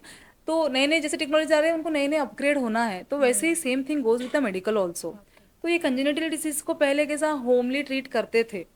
जैसे कि अभी बच्चों को मतलब एनवायरनमेंट के प्रकार अच्छे से कपड़े पहना के उनको घर पे खुद ही लकड़ियों के कुछ ये बनाना, हाँ हाँ प्रोप्स हाँ। बनाना यस। और उनको चलाना करना। बट उनको पता नहीं था ना कि क्यों हो रहा है ऐसे। ज्यादा लोगों को ऐसा लगता था कि शायद ओके ये ब्लैक मैजिक किया हुआ होगा, या तो मतलब ओके कुछ तो ओके सा, मतलब रूरल में बहुत चलता है माटा मंत्रा माड़ीदार आदखंग हाँ। आगिरबेको। Even now if the baby is suffering from fever, आ गया या हाँ कुछ तो हो गया, हमको बाबा के नजर पास ले लग जा, गई। नजर लग गई, ये सब। ऐसा नहीं है कि ये सब चीज फेक है या ये ऑफ कोर्स ये चीज होंगे जो मानते स्पिरिचुअली, जो बिलीव करते ट्रू होंगे। बट मैं ये कहना चाहती हूँ कि इंस्टेड ऑफ प्रिफरिंग और prioritizing that thing, I would like you to go to the medically और मेडिसिनल ट्रीटमेंट या मेडिकल को आओ first, you prioritize medically first. क्योंकि तुमको जानना ज़रूरी है, बिना जाने कैसा पता चलेगा कि वो एक्चुअल क्या चीज़ से सफ़र कर रहा है बेबी। अभी मेरे पास इतने मतलब मैं मास्टर्स पीडियाट्रिक में कर रही हूँ ऑफ कोर्स, तो I have seen plenty of paediatric cases.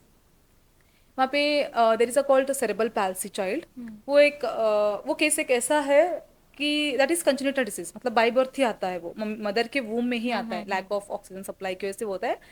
तो वो केस में कैसा होता है, बच्चा चल नहीं पाता, वो नॉर्मल इंसान के जैसा नहीं होता है, वो नॉर्मल इंसान जितना IQ नहीं होता है, नॉर्मल इंसान जैसा फिजिकली फिट नहीं रहता है। तो वो और उसको हम लोग अभी मेडिकली ऐसा ट्रीटमेंट भी नहीं है कि उसको हम पूरा 100% क्योर करें। देर आर कोशिश चल रहा है, there are so many trial and errors.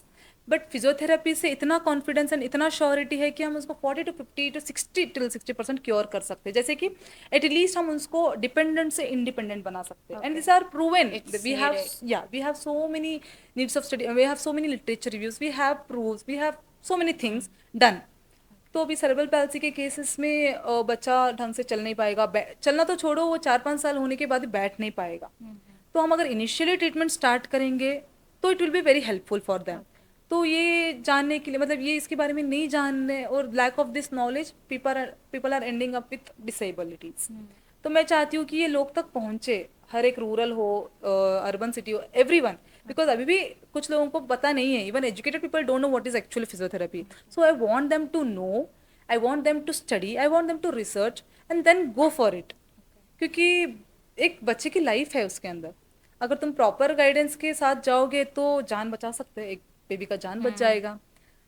I would से okay, physiotherapy is very important and it's like a basic need for everyone in their own life. इससे डिसेबल बर्ड्स के main reason क्या हो सकते हैं? वही तो मैंने कहा ना, डिसेबल हैंडीकैप ये जो भी है अभी, हाँ, handicap we come for a polio and all, ये कंजेनिटल डिसीजेस और अनट्रीटेड रखेंगे तो अब जैसे कि देखो, हमने एक लोहा लिया फॉर एग्जांपल, उसको यूज नहीं किया, वो जंग हट गया, तो वो अब कुछ काम का नहीं रहा। अगर हम उसको यूज करते रहे तो दैट विल बी हेल्पफुल, मतलब वो हमको काम में आएगा। तो सेम गोज विद अस, अगर हमारे में कुछ कमी है, बच्चे को कुछ हो गया है, हम उसको ट्रीटमेंट नहीं दे रहे, हम उसकी तरफ ध्यान ही नहीं दे रहे, हम उसको कुछ कर ही नहीं रहे, तो he or she will end up with disability.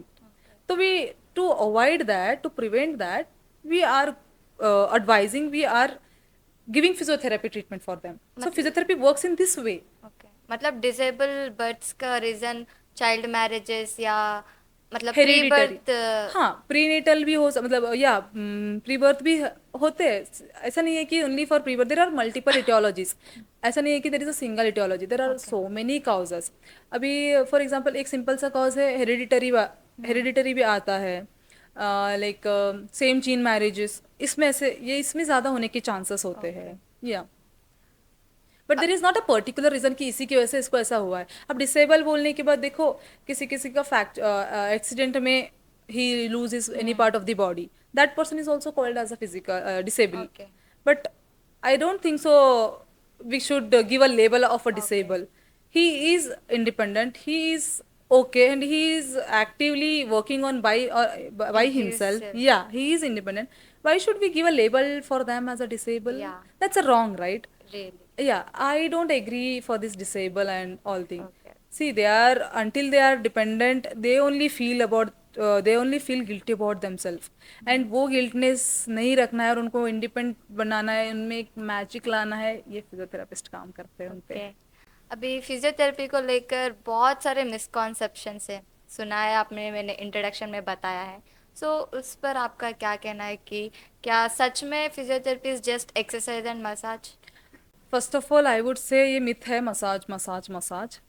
I don't know why people are like, I think मुझे ऐसा लगता है कि कुछ पीपल को क्या कहना समझ नहीं आता, इसलिए they are ending up by saying massage. So massage is something that is masseuse. The massage, the people who do massage is called as masseuse, not physiotherapist. Physiotherapist itself says physical therapy. Physical therapy, physical, and the therapy we are giving, the fitness, the exercise we are giving to our physical body to become a fitness and to strengthen the muscle, like जहाँ पे lag हो रहा है हमारी body में, that therapy is called as physical therapy. So I must say that's a huge, huge, huge myth. It's not a massage. It's not just to exercise. It's more beyond than the exercise. This is one of my doubt कि हम physiotherapist को तभी मिल सकते हैं जब हम किसी pen या प्रॉब्लम से सफ़र करते हैं। या सी, फिजियोथेरेपी में कैसा होता है, जब आपको फीवर होता है या कोल्ड होता है, आप ऑब्वियसली जनरल फिजिशियन के पास जाओगे, राइट? तो वी हैव स्पेशलाइजेशंस। अभी तुमको गैनिक इशू है तो तुम गैनिकोलॉजिस्ट के पास जाओगे, तुमको फ्रैक्चर इशू है या बोन इशू है तो तुम ऑब्वियसली ऑर्थो के पास जाओगे, तुमको न्यूरोलॉजिकल इशू है तो तुम न्यूरो के पास जाओगे। तो physiotherapy something pre operative and post operative में काम आता है। अभी जैसे कि सपोज समझो हमको ऑपरेशन के लिए उनको तैयारी करना है, तो काउंसलिंग करते साइकियाट्रिस्ट की ज़रूरत पड़ती है। फिटनेस चेक के लिए हम फिजिकल थेरेपी उनको देते हैं to strengthen and to fit, he और she should be fit for that surgery. तो उसके लिए pre operative and then post होने के बाद भी there will be lot of weakness in them, तो उसके लिए भी फिजियोथेरेपी चाहिए, उसके बिना नहीं चलेगा। तो we are basically a pillar and always and also a base. Okay, foundation and the pillar. Yes. Okay. हम आजकल ये देख सकते हैं कि बहुत लोगों के बॉडी पोस्चर सही नहीं है, कोई अपने शोल्डर को बेंड कर देता है, कोई बहुत ही हाइप कर देता है। तो इससे अपने स्पाइनल कॉर्ड पर कोई सीवियर इफेक्ट पड़ सकता है क्या? बिल्कुल इफेक्ट पड़ता है। I don't say severe, but या रेगुलर लाइफ में आपका पोस्चर बिगड़ जाता है एंड दैट पोस्चर बिगड़ने की वजह से you will end up with having pains. अब जैसे कि for example I would like to take IT sector के peoples, for the prolong time like 8 to 9 hours they will be like, या okay, so उनका पोस्चर कैसा हो जाता है, so bend, there will be a bend हो जाता so stoop posture हो जाता है and then they'll end up with a neck pain, the spasm on the back. So yes, उनकी डेली लाइफ में थोड़ा इफेक्ट होता है, and then they'll go with the medications and वो थोड़ा तात्पुरते अच्छा लगेगा उनको, and then again same thing repeats. तो आई मस्ट से कि पोस्चर पे फिजियोथेरेपी बहुत अच्छे से, मतलब very okay important role works, या there is a very important role in a for a posture and a gait. Okay. या अगर कोई आई मीन फिजियोथेरेपी को कंसल्ट नहीं करना चाहते एंड घर में ही अपना लाइक बॉडी पोस्चर ठीक करना चाहते हो तो आप कोई exercise like yes yes recommend कर बिल्कुल, सकते बट बिना फिजियोथेरेपी कंसल्ट किए उन्होंने एक्सरसाइज कैसे करेंगे? They have to come to the physiotherapist first to know हो? How okay. They can correct their posture. अगर उन्हें कंसल्ट किए बिना हम एक्सरसाइजेस प्रैक्टिस करेंगे तो कोई डिसएडवांटेज होगी? बिल्कुल, because see for example now usually कैसे स्ट्रेचिंग्स करते हैं people, hmm. They go to gym, they do stretchings for the back pain, they do forward bending, but we avoid forward bending for the back pain. They feel relief, but that may increase later, that will exaggerate later. Okay. So there are the particular exercises, particular sequence, particular things which be applied on the particular pain. हम every pain को, everything को same exercise same stretchers नहीं दे सकते. Hmm. So lack of the knowledge, lack of the guidance, they go end up with the wrong exercises. So and then that will be disadvantages for that. वो pain तब के लिए अच्छा लगता है, कोई भी चीज़ हमें प्रोलॉन्ग बैठे, मैं अब उठ जाऊंगी तो मुझे रिलीफ लगेगा. या ट्रू. सो सेम उनका बैक में नहीं करके फॉरवर्ड बेंडिंग करके थोड़ा स्ट्रेच करने के लिए कोशिश करेंगे तो उनको आराम ही लगेगा, बट उनका उल्टा स्ट्रेन गिर रहा है, okay. And that will end up leading to the radiculopathy, like radiating pain हो. एक करने जाएंगे तो दूसरा कुछ और नया शुरू कर बैठेंगे. तो इससे अच्छा मैं कहना चाहती हूँ कि जो भी करेक्ट पॉस्चर हो या correct guidance is very important. तो दे मस्ट कंसल्ट फिजियोथेरेपिस्ट. अगर नहीं तो कम से कम they should start from the general physician. तो then anyhow they end up with proper, जिसके पास जाना है उसी के पास वो आ ही जाएंगे. या अभी लाइक आजकल बहुत लोग लाइक ओल्ड एज या नॉर्मल हमारे टीनेज के लोग भी like back pain, neck pain या लाइक नॉर्मल नी पेन भी सफ़र कर रहे हैं, तो इन सारे के कोई कनेक्शन है या एक एक की पेन का एक मेन रीज़न है? okay. So first of all, the connection is people have become so lazy. या They are like into only mobiles. They don't want any physical activity. They are not into any physical activity. So yes, back pain, knee pain, shoulder pain, इसमें connection, only the laziness is there, and they okay. are not putting any efforts. And if we come for the treatment part, yes, there we have a different treatment for each and every part of the. Of course, अभी for example we are taking dress, तो हर एक चीज़ के लिए अलग अलग है. ऊपर के लिए शर्ट है, हाथ के लिए स्लीव्स है, नीचे के लिए पैंट है. So same kind of treatment, हाथ के लिए भी अलग से ट्रीटमेंट है, पैर के लिए अलग से ट्रीटमेंट है, बैक के लिए अलग से ट्रीटमेंट है. तो एक्सरसाइजेस डिफरेंट डिफरेंट है. There are a variation of the exercises for the each and every other pain. Okay. Physiotherapist की जो प्लेटफॉर्म है इसमें लाइक डाइट का कोई रोल है? बिल्कुल, बिल्कुल है, बट हम लोग कैसे डिटेल्स में नहीं देते. जैसे कि अभी हमको हम बेसिक, क्योंकि diet itself has their own identity that the dietitian does. तो ओके। अगर हम उनका काम हम करेंगे तो what they will do. Okay. So yes, जितना बताना है हम उतना बताते हैं, लाइक बेसिक थिंग्स. बाकी का उन पे तो a bit part of role plays by physiotherapy also. या सुना है कि मैंने फिजियोथेरेपिस्ट मेडिसिन प्रिस्क्राइब नहीं करते, is that true? yes, we do not prescribe medicines because we are not supposed to prescribe medicines. We are not into a medicinal or surgical part. We are Okay. physical therapy. We are physical part. So pre-op and post-op, we do only prescribe ointments because that is not a harmful thing, and that too only under prescription they have to take. So just for pain cases के लिए we do advise, and we have a part of needling thing that is a part of our profession, but that is not that like surgically or surgically pattern में. So that is not a medicinal part also, but अब needle बोलते ही injection type of people do think Yeah, about yeah. that. So physiotherapy में medicinal part नहीं आता. That is not a injection. That is just a procedure, part of treatment. अभी physiotherapy में therapy के बाद medication लेना ज़रूरी है? वैसे तो देखो, मेडिकेशंस अभी बहुत टाइप के होते हैं. डेफिशिएंसी के लिए होते हैं, तो वो डेफिशिएंसी क्योर करने के लिए मेडिसिन ही काम करेगा. अब for example vitamin D deficiency रहा तो it affects on the bones, right. तो कैल्शियम लेवल बॉडी में लो होता है, that's why they do prefer for medicine. तो वो कैल्शियम बढ़ाने के लिए अगर कोई नेचुरली ले सकता है तो they will take with the fruits and vegetables and दूध एक्सेट्रा, नेचुरली डाइट. अब कोई मेडिकेशन से लेना चाहता है, of course medications has their own effect. So medication तो उसकी जगह पे वो अपना काम करेगा, फिजियोथेरेपी वो अपनी तरीके से काम करेगा. तो ऐसा नहीं है, मैं ऐसा नहीं कह सकती कि फिजियोथेरेपी लेने के बाद मेडिकेशन की ज़रूरत है नहीं है। अभी हम लोग ज़्यादातर अवॉइड करते हैं छोटे बच्चे और जीडियाट्रिक्स, क्योंकि उनकी इम्यून लो रहता है। तो हम उनको मेडिकेशंस अवॉइड करते हैं, even do doctors does that, कि वो खुद बोलेंगे condition of the patient, it varies from condition to condition of the patient and age to age of the patient. अभी फॉर एग्जांपल कोई डायबिटिक पेशेंट रहेगा 68 year old, तो if he is ending up with the arthritis case, तो हम उनके वैसे patients को सिर्फ फिजिकली ज़्यादा प्रायोरिटाइज करते हैं कि आप फिजिकली ले लो, तो आप हार्मफुल मतलब उनके लिए, उनकी सेफ्टी के लिए मेडिकेशन, अगर नहीं उनको मेडिकेशन की ही नीड है तो भी प्रिफर मेडिकेशन। बट अगर अननेसेसरी नीड नहीं है, अब नॉर्मल जस्ट हम बस में बैठ के आए, इसकी वजह से मेरे को नेक पेन आया, अब छोटा सा थिंग्स के लिए हम अननेसेसरली मेडिसिन लेके हम अपने सिस्टम के साथ खिलवाड़ नहीं कर सकते ना। तो instead of that we can go with physiotherapy treatment normally 3-4 दिन का, तो उसका साइड इफेक्ट भी नहीं होता है। फिजिकल थेरेपी में we don't have any side effect first of all. तो आई प्रिफर, नीडी है तो definitely have to take medicine. If it is not needed that much, we do only say कि if you have like severe pain, if you are तुम्हारे काम में disturb कर रहा है या तुम्हारे नींद में डिस्टर्ब कर रहा है, then you can take it. But if you are not willing to take, then don't take it, because it's up to the patient. हम जबरदस्ती नहीं कर सकते कि तुमको लेना ही पड़ेगा, no. If you are not willing, we can't do anything, we are helpless, right? And we can't force that.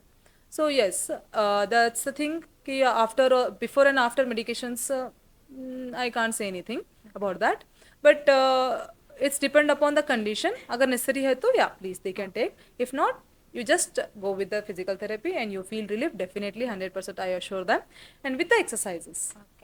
अब आप जो भी पेशेंट को लाइक फिजियोथेरेपी देते हो, इसका इफेक्ट लॉन्ग टर्म रहता है या short term? Yes, it is long term, but only the thing is consistency. The people or the human being or the patient, कोई भी हमसे अगर ट्रीटमेंट ले रहा है, अभी मुझे ठीक लग रहा है, महसूस अच्छा महसूस कर रही हूँ, मैं छोड़ देती हूँ, तो ऑब्वियसली वो ऑटोमेटिक वापस से आ ही जाएगा। अभी फॉर एग्जांपल मुझे अभी एंकल पेन हो रहा है, तो मैं थोड़े दिन एक्सरसाइज करूंगी, सारे एंकल एक्सरसाइज करूंगी, मुझे अच्छा लगेगा, मैं छोड़ दूंगी, वापस से मैं वो काम में रहूंगी, फिर से स्ट्रेन होगा, फिर से पेन होगा, तो फिर मैं आऊंगी, यार वो कमी नहीं हुआ है, मैं नहीं की। बिकॉज वॉट, फिजियोथेरेपिस्ट की गलती नहीं है, तुम्हारी गलती है, क्योंकि तुमने एक्सरसाइज कंसिस्टेंसी नहीं रखा, कांस्टेंट नहीं रखा। मेंटेन करना जरूरी है, जैसे कि हम अपने आप को डेली खाना दे रहे हैं शरीर को, उसी तरह से तुम्हारे फिजिकल बॉडी को एक्टिविटी देना जरूरी है। that constant support, that consistency is very important, so definitely that will help you for a long life, and I must say 1-2 साल ज्यादा ही बढ़ा देगा आपकी जिंदगी का। yes। एंड लाइक ऐसे कौन सी क्या बोलते हैं प्रॉब्लम है जो फिजियोथेरेपी के द्वारा भी नहीं कम किया जा सकता है? वैसे तो बहुत सारे प्रॉब्लम्स है जो मेडिकली नहीं कर सकते, but I must say 95-98% yes medically heal कर ही सकते हैं। फिजियोथेरेपी में देखो, मैं ये नहीं बता सकती हूँ कि कौन से प्रॉब्लम्स नहीं ठीक कर सकते। फिजियोथेरेपीज फिजिकल एंड मेंटल दोनों करते हैं, तो मेंटली एंड फिजिकली फिट रहेगा तो इंसान ऑटोमेटिकली फिट रहेगा, उसको कोई प्रॉब्लम्स ही नहीं रहेगा। Once you are fit with mentally, तुमको कोई थिंकिंग्स नहीं आएंगे, तुम अपने आप में कॉन्फिडेंस आ जाएगा, तुम कोई प्रॉब्लम से एंड अप ही नहीं करोगे। एंड फिजिकली फिट रहोगे तो you will be able to face anything in this world. So I don't think so कि ऐसा कुछ है जो फिजियोथेरेपी लैक कर रहा है। No, physiotherapy is very best actually in everything. I mean physiotherapy में जो आप फिजिकल प्रॉब्लम्स पे वर्क करते हैं, क्या इसका इफेक्ट मेंटल हेल्थ पर पड़ता है कुछ? होता है, इनिशियली होता है, क्योंकि अभी कोई पर्सन ही और she is not into physical activities, तो उनको शुरू शुरू में थोड़ा स्ट्रेन होता है, स्ट्रेस होता है, कैसा अभी मन के विरोध जाके करना पड़ रहा है उनको, फोर्सेबली करना, रहे नहीं अभी मुझे करना है, it's a part of treatment, that's why I am doing, I have to do, तो डेफिनेटली मेंटली थोड़ा असर होता है। बट उनको हम उससे पहले, हाँ, before that we do counselling for them कि this is necessary for this thing, you have to do, इसी से तुमको ठीक होगा, आपकी ये प्रॉब्लम है, that is why the counselling part is very important between the therapist and the patient. So we go with the counseling part. Definitely mental असर सब पे होता है, तो वो अवॉइड करने के लिए काउंसलिंग देते हैं। Then if the patient get understand, automatically day by day धीरे धीरे he'll get rid of that mental illness, and then he'll focus on the physical, and then he'll be much more confident than the earlier. I repeat this same question in vice versa कि mental health का effect physical health पे पड़ता है? Definitely. See, I'll tell you the best answer for this. With mental health, if a person is suffering with a depression, या he end up with sitting in a corner, और मतलब हर depression phase सबके अलग अलग होते हैं। अब मैं डिप्रेशन में रहूंगी तो मैं बहुत कुछ खाऊंगी, या बिकॉज सबके बॉडी फंक्शन अलग अलग टाइप के हैं, तो मैं बहुत eating, I like binge eating, तो binge eating is also harmful for the health, या lack of eating is also harmful for the health, तो फिजिकली ऑब्वियसली अफेक्ट होगा. Yes. Yes, so mental health do affect on physical health. Okay. अभी आपने अपने career physiotherapist में pursue किया है and you have proven so many members now, and आपने इस पॉडकास्ट के द्वारा बहुत लोगों को इसके बारे में अवेयरनेस भी लाए हैं. तो अगर कोई इस फील्ड में अपना करियर बनाना चाहता है तो what is the eligibility, what are the qualification needed for that? Okay, so for that you have to be a PUC holder, like a first year, second year, and then you have to clear with the NEET. It's not that mandatory. मतलब yeah, अभी कुछ कुछ लोग afford नहीं कर पाते private seat, तो they can go with the NEET government exams के through. So we do have so only one government exams, only one government college, but so many private college we do have in Karnataka and all over the India. In Karnataka there is only one government college. So affordable है ये, ऐसा नहीं है कि not affordable, and qualification भी very basic है 12th के बाद. सो 12th ही और she should be a 12th holder with a pass with अच्छा मार्क्स. ऑफ कोर्स ऐसा नहीं है कि सेकेंड क्लास है, थर्ड क्लास है, नहीं मिल सकता है, नो, ऐसा कुछ भी नहीं है. Okay. If you are pass out 12th standard you can able to do. तो there is a procedure. NEET के थ्रू जाना चाहते हो तो नीट में अच्छा मार्क्स स्कोर करके you can go with it, free seat. If not directly payment seat लेना चाहते हो तो you can go with the payment private seats also. We have multiple options. तो अगर कोई इसमें फिजियोथेरेपी में अपना करियर बनाना चाहता है तो is that affordable for even poor and middle class people? Yes, जैसे कि मैंने कहा है कि अगर those who can't afford like in lakhs they can go with the government seat. Efforts तो डालना ही है, फाइनेंशियली हो या एजुकेशनली हो. अगर उन्हें पढ़ाई करेंगे, अगर एक बंदे को पता है कि मेरी फैमिली अफोर्ड नहीं कर पाएगी तो he definitely put his whole efforts and he study hard and then he can secure the government seat. अभी कोई कोई चलो ठीक है, मेरे पेरेंट्स सपोर्ट कर सकते हैं तो they don't study, they can take a private seat, and private seat is also affordable. It's not that, मतलब मिडिल क्लास के लिए it is affordable. The initial that starts with at least 1.5 like 1.2 1.5 lakh से private seats है, but yeah it is affordable for middle class people. Okay. अभी लोगों को interest तो आ गया इस फील्ड में, लेकिन क्या इसमें स्कोप है फ्यूचर में? बिल्कुल स्कोप है. Now I talk about the abroad में, वहाँ पे ज़्यादातर पीपल फिजियोथेरेपी लेना चाहते हैं. Most of the people they prefer physiotherapy because they don't want any side effect. Now it is no one want side effect. I know they want instant relief but they don't want side effect इधर. तो there are so many, मतलब yeah we have so many scope, मतलब lot of scope for the physiotherapy. अभी धीरे धीरे awareness जैसा आ रहा है तो people are using to it, they are loving the field and they are like treatment को भी अपना रहे, एक्सेप्ट कर रहे, they are getting resist to that. Yeah, it has a scope. Okay. Then how much we can expect from this platform salary? You can survive, you can lead a happy life. Yes, it's Is depend. If you are into the private sector, I must say there is a minimal salary for everything. जैसे कि even if you are a engineer or something, freshers को basic ही salary होता है, so it's same like a basic salary. But if you run your own clinic, so it's depend. अगर you have a huge number of patients, definitely, and that varies with your consultation charges also. तो या इतना कह सकती हूँ कि physiotherapy अपना life आराम से हैप्पीली सर्वाइव कर सकते हैं. मतलब आप नंबर में इसे डिफरेंशिएट कर सकते हैं? Initially, they can get from 20 to 1 lakh. Oh. It's depend upon their experience. It depends upon their how many मतलब skills. It's depend upon how you have how many things में you have certified. मतलब तुमको सिर्फ एक thing ही नहीं है, like I have done only my BPT and then I didn't do any courses. मतलब उसमें कोर्स और वर्कशॉप्स करना भी जरूरी है. Skills matters. तो जितना हायर स्किल्स है, जितना हायर तुम्हारा एक्सपीरियंस है, जितना हायर तुम्हारी स्टडीज है, उसके बेसिस पे है. तो initially of course it starts from 20-25 and then can varies and goes till 1 lakh 2 lakh. It's depend experience के basis पे. But इतना कह सकती हूँ, even if you like complete BPT and you are ready and you have that potential to run the own clinic, then definitely you can earn at least per month 50 to 80,000 per month. Okay. Yes. अभी आप masters कर रहे हैं तो इस मतलब पे करते हैं आपको कुछ? Some of the college does has, we call it as stipend. They do pay and some of the college they don't. So it depends upon the colleges. Yeah. Okay. When you are doing your internship first at the Bachelor of Physiotherapy, आपका internship का journey कैसा रहा? It was actually good. हमारे पास कैसा एक part आता है like home visits we do. So few of the like old age patients and child patient जो होते हैं जो काफ़ी दूर एरिया में आउटस्कर्ट्स पे से होते हैं, तो उनको ट्रैवल करना नहीं होता है, lack of travelling, lack of some of the things, they can't come to hospital and take a treatment. So we do a role of a home visit. Okay. तो वहाँ पे कैसा होता है, अभी इंटर्नशिप में 9 to 4 वी डू है posting, तो उसके बाद हम फ्री रहते थे एंड वो एक जश्न रहता ना कि हम भी कमाएंगे अभी, तो हम होम विजिट्स में इंगेज रहते थे. तो वहाँ से कमाना शुरू किया था हमने इनिशियल पेमेंट. तो यहाँ पे पेशेंट्स देखना, अर्निंग करना और लाइफ एंजॉय करना, मेरा तो बहुत अच्छा गया इंटर्नशिप. I enjoyed everything. हमको रूरल पोस्टिंग होता था, हमको एवरी मंथ अलग अलग स्पेशलाइजेशन में पोस्टिंग होता है, जैसे कि एक महीना जनरल मेडिसिन, एक महीना ऑर्थो, एक the other month gynaec and the other month rural community रहता है, community medicine and then cardio, neuro, this kind of departments we do, and one the are physiotherapy OPD type. तो अलग अलग patients को देखना मिला है हमको. सर्जरीज अटेंड किए हमने. भले ही हम फ्यूचर में सर्जरीज वगैरह नहीं करते, बट हमको जानना ज़रूरी है कि कैसा किया जाता है, क्यों किया जाता है, करने के बाद क्या प्रोसीजर होता है, क्योंकि अब वो देखेंगे नहीं तो हम सीखेंगे कैसे, और हमको पता कैसे चलेगा कि फर्दर हम कितना ट्रीटमेंट, कितने इंटेंसिटी पे हम उनको ट्रीटमेंट देना है. सो या my internship journey was awful and beautiful. I enjoyed my internship journey.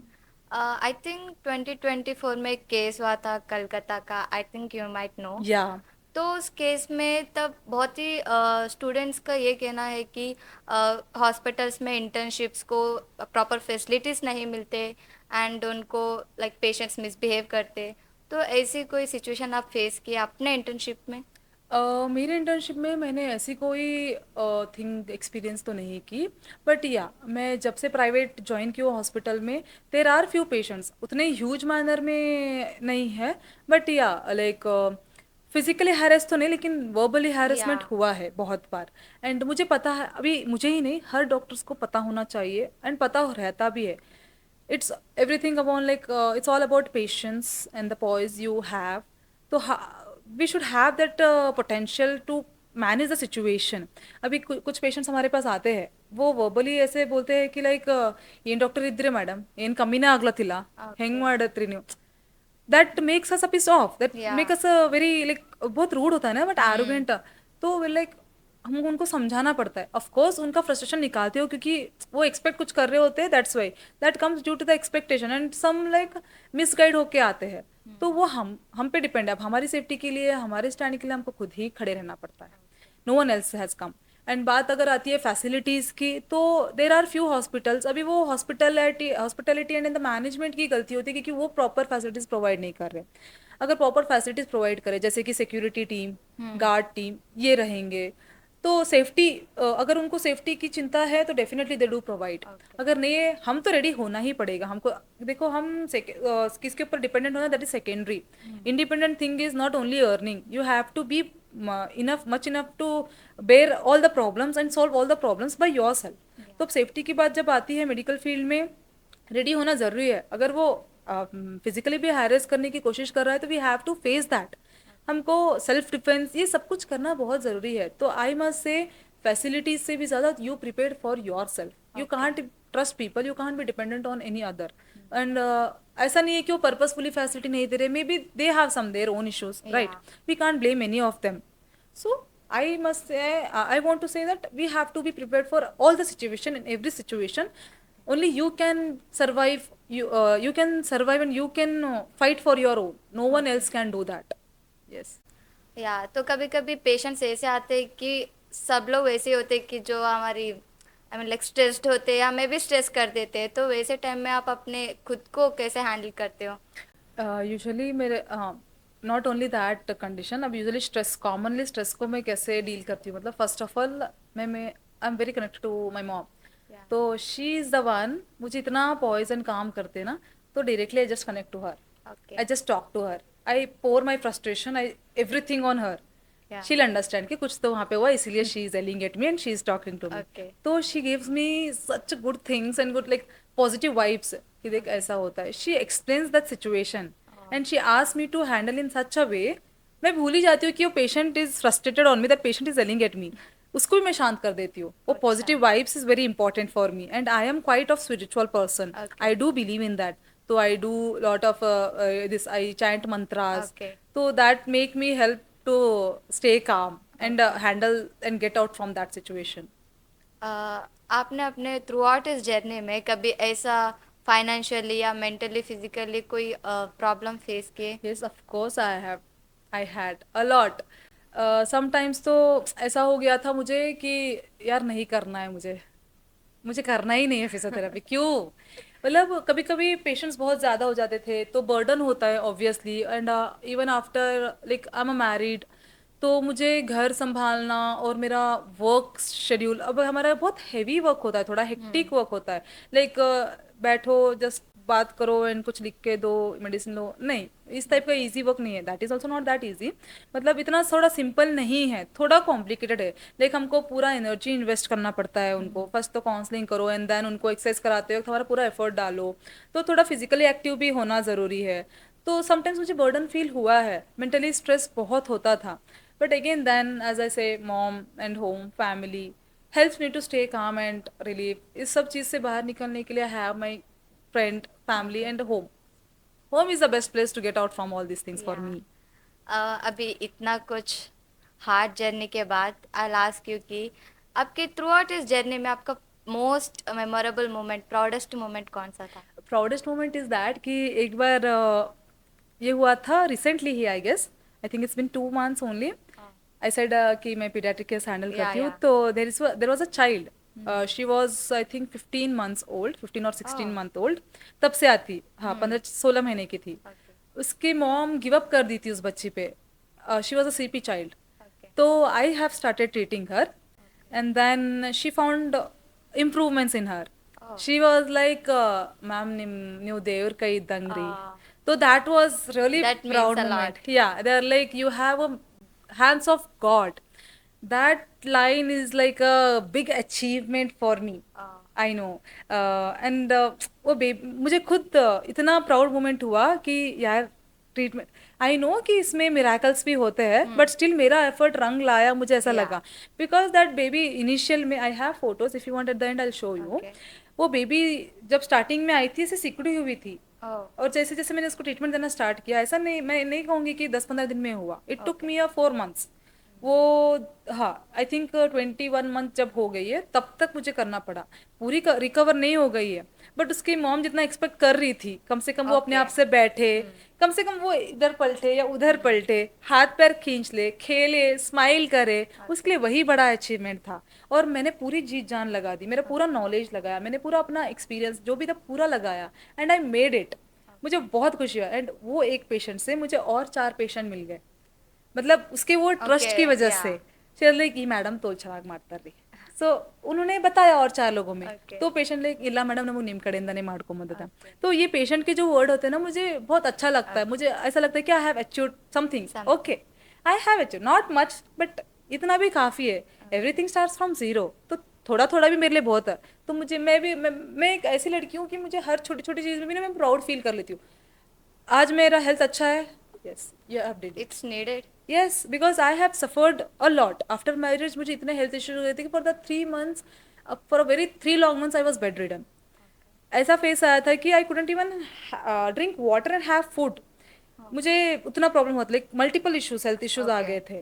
तो now I thank for myself कि लाइक आज मैं अच्छी हूँ, तो I will thank, and then I take care of myself कि चलो ठीक है, it is a proud moment. मैं हर एक छोटी छोटी चीज़ को प्राउड फील करती हूँ। तो दिस वॉज द थोड़ा बिग वाला प्राउड कि someone have said me that you have a god, hands of a god, and I fulfilled her satisfaction, like okay, she is happy, and the patient's satisfaction and happiness is very huge and big thing for me. Do you regret now that you have chosen doctor field is bad decision? No, I don't regret now. At that stage, I said that मुझे बहुत frustration था कि मुझे Yeah. नहीं करना था. But now I feel like okay, I'm happy. I'm sorry parents, like मैंने तुमको blame किया. I'm sorry mom, I'm sorry dad. But आपका जो भी decision था, it was good. I'm happy that अभी मुझे जो respect मिल रहा है फील्ड में, मैं बता नहीं सकती, मैं बयां भी नहीं कर सकती। Okay. बट स्टिल कहीं ना कहीं ऐसा लगता है कि मुझे अपने सपनों को भी फॉलो करना है, मुझे Yeah. क्योंकि लाइफ एक ही बार मिलती है। तो I don't want to crash और collapse those dreams. I want to follow the dreams, I want to do. ऐसा नहीं है कि ये छोड़ के कर देंगे, मुझे ये भी Okay. करना है, उसी के साथ थोड़ा गैप Valid. लूंगी मैं और Okay. उसके साथ वो करूंगी। एट द एंड मुझे ऐसा नहीं गिल्ट फील में नहीं रहना है कि यार तब कर लेती तो शायद हो सकता था। रिग्रेट नहीं हाँ, है एट द एंड अगर ड्रीम परस्यू नहीं करूंगी तो I will be in the regression. या इसका रिग्रेट नहीं है, लेकिन वो नहीं करूंगी तो रिग्रेट डेफिनेटली होंगी ओके। इतना। इसीलिए मुझे वो भी करना है। तो फिर आप अपना पैशन को अचीव करने के लिए फॉरवर्ड स्टेप क्या लेना चाहते हैं फिर? फॉरवर्ड स्टेप लेना चाहने का नहीं, मैं ऑलरेडी ले चुकी हूँ और कर और रही हूँ। जैसे कि मैंने कहा था अभी पीयूसी तक मुझे परमिशन ऑफिशियली मिला था मेरे घर से या कि you can pursue, you can do your dream, work on your dreams. तो आफ्टर जब मैं बीपीटी फर्स्ट ईयर थी तब मुझे एक मौका मिला था डांस इंडिया डांस में पार्टिसिपेट करने का। आई know that is a very big platform, it's a या नेशनल प्लेटफॉर्म। वहाँ तक पहुँचना ही मेरे लिए बड़ी बात है, क्योंकि बहुत लोगों को वो अपॉर्चुनिटी मिलती भी नहीं है, मिले तो दे वोंट हाँ use it and they don't dare to get in to that. तो आई हैड पार्टिसिपेटेड एंड मुझे मेरे मॉम का सपोर्ट था, चले क्यों वो आई एम देयर, मुझे उतना ही चाहिए, थोड़ा पुश चाहिए, आई कैन डू। तो तब से मैंने वहाँ पे किया and then I got India's dance challenging में छोटे मोटे जो भी प्लेटफॉर्म थे उसमें I have did. And then I came to degree, I wanted in my degree life. वहाँ पे भी कल्चरल एक्टिविटीज़ होते थे, कॉन्फ्रेंसेस होते थे जहाँ पे कॉम्पिटिशन्स होते थे, कल्चरल कॉम्पिटिशन्स, तो मैंने उसमें पार्टिसिपेट किया। ऐसे मैं अपने ड्रीम्स को भी परस्यू कर रही थी और कंसिस्टेंसी रख रही थी ताकि मुझे गिल्ट फील ना हो। आपकी इतनी ब्यूटीफुल जर्नी सुनने के बाद मुझे ये क्वेश्चन ज़रूर पूछना चाहिए कि आप हार्डवर्क और लक इन दोनों में किसको ज़्यादा बिलीव करते हैं? No doubt hard work, because मैंने देखा है मेरे, मतलब देखा नहीं है बट सुना है मेरे पेरेंट्स का कि how the journey has begun and now how it is going, my dad का। तो सुन के ऐसा लगा कि बहुत hard working he was. Even now he is a doctor but still he do work in the farm. हाँ हाँ, इन द फील्ड। लाइक अभी मुझे इतना पता चला था कि डैड ने जब उनका डिग्री स्टार्ट किया था, he didn't had any moral support, not a family support, nothing. He did on his own, क्योंकि उन्होंने देखा उनके बहुत सारे सिबलिंग्स है, तो उनको लगा कि मुझे कुछ ना कुछ करना चाहिए। तो उसने उन्होंने अपने से खुद से स्टेप लिया। लाइक ही स्टार्टेड डू मतलब he started entering in the kind of job जो शायद अभी कोई कर नहीं रहा है वैसे, हाँ बट उनको वो काम भी करना पड़ा, जैसे कि न्यूज़पेपर्स डालना साइकिल पे जाके घर घर पे, एंड दूध के पैकेट्स देना। एंड देन सवेरे सवेरे वो काम करके he use to attend the college and then come back, he use to take tuitions to the students, उनके जूनियर्स को, and then he use to study for himself. मतलब वो हार्डवर्क, तब का वो हार्डवर्क जो एफर्ट्स डाले, now at his the stage he is on the level he is, I believe वो लक नहीं कर सकता। या करेगा बट शायद luck is something, I don't believe in luck, क्योंकि मेरे साथ मैं I didn't experienced, so that why I don't believe. जो एक्सपीरियंस किया है हार्डवर्क में, so I believe in hard work. Even me, अगर लक होता तो शायद मुझे एमबीबीएस मिल जाता, या मेरी सिस्टर को, या मेरे डैड का सपना पूरा। लेकिन हमने हार्डवर्क करने के बाद भी नहीं मिला एंड लक भी साथ नहीं लगा। बट जो फील्ड मैंने जब चूज़ किया था, जो फील्ड मैं अभी चालू कर रही थी, उस चीज़ के लिए मैंने हार्डवर्क किया, तभी मैं आज यहाँ पहुँची। अगर मैं बिना इंटरेस्ट के बैठ के लक के भरोसे बैठ जाती तो शायद नहीं होता, डेफिनेटली नहीं होता।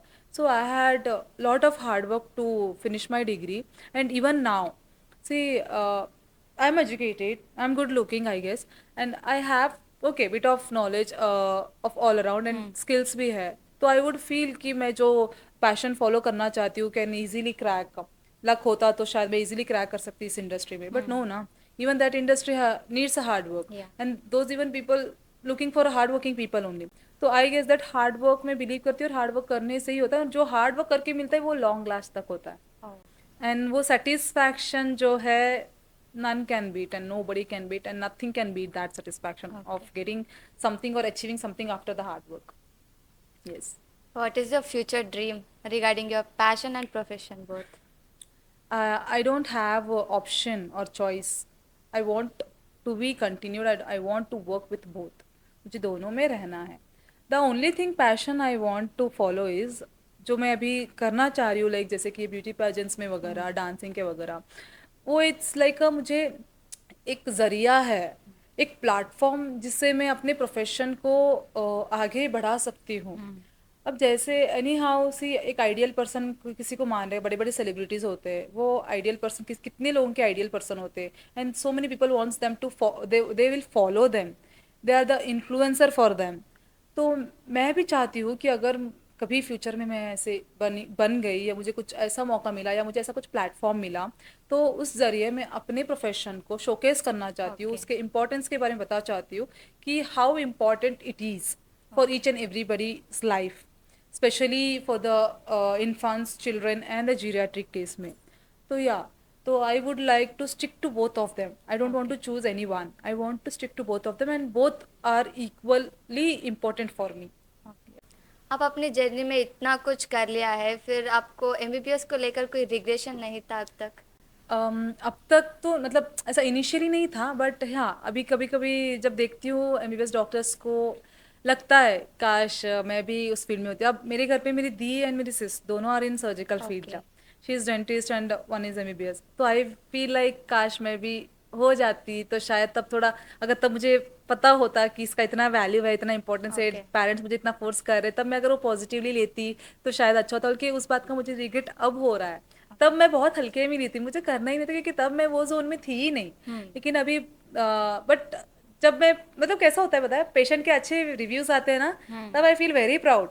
But still somewhere at the bottom of my heart I feel like shit यार, तब मैं मेहनत कर लेना चाहिए था थोड़ा। Okay.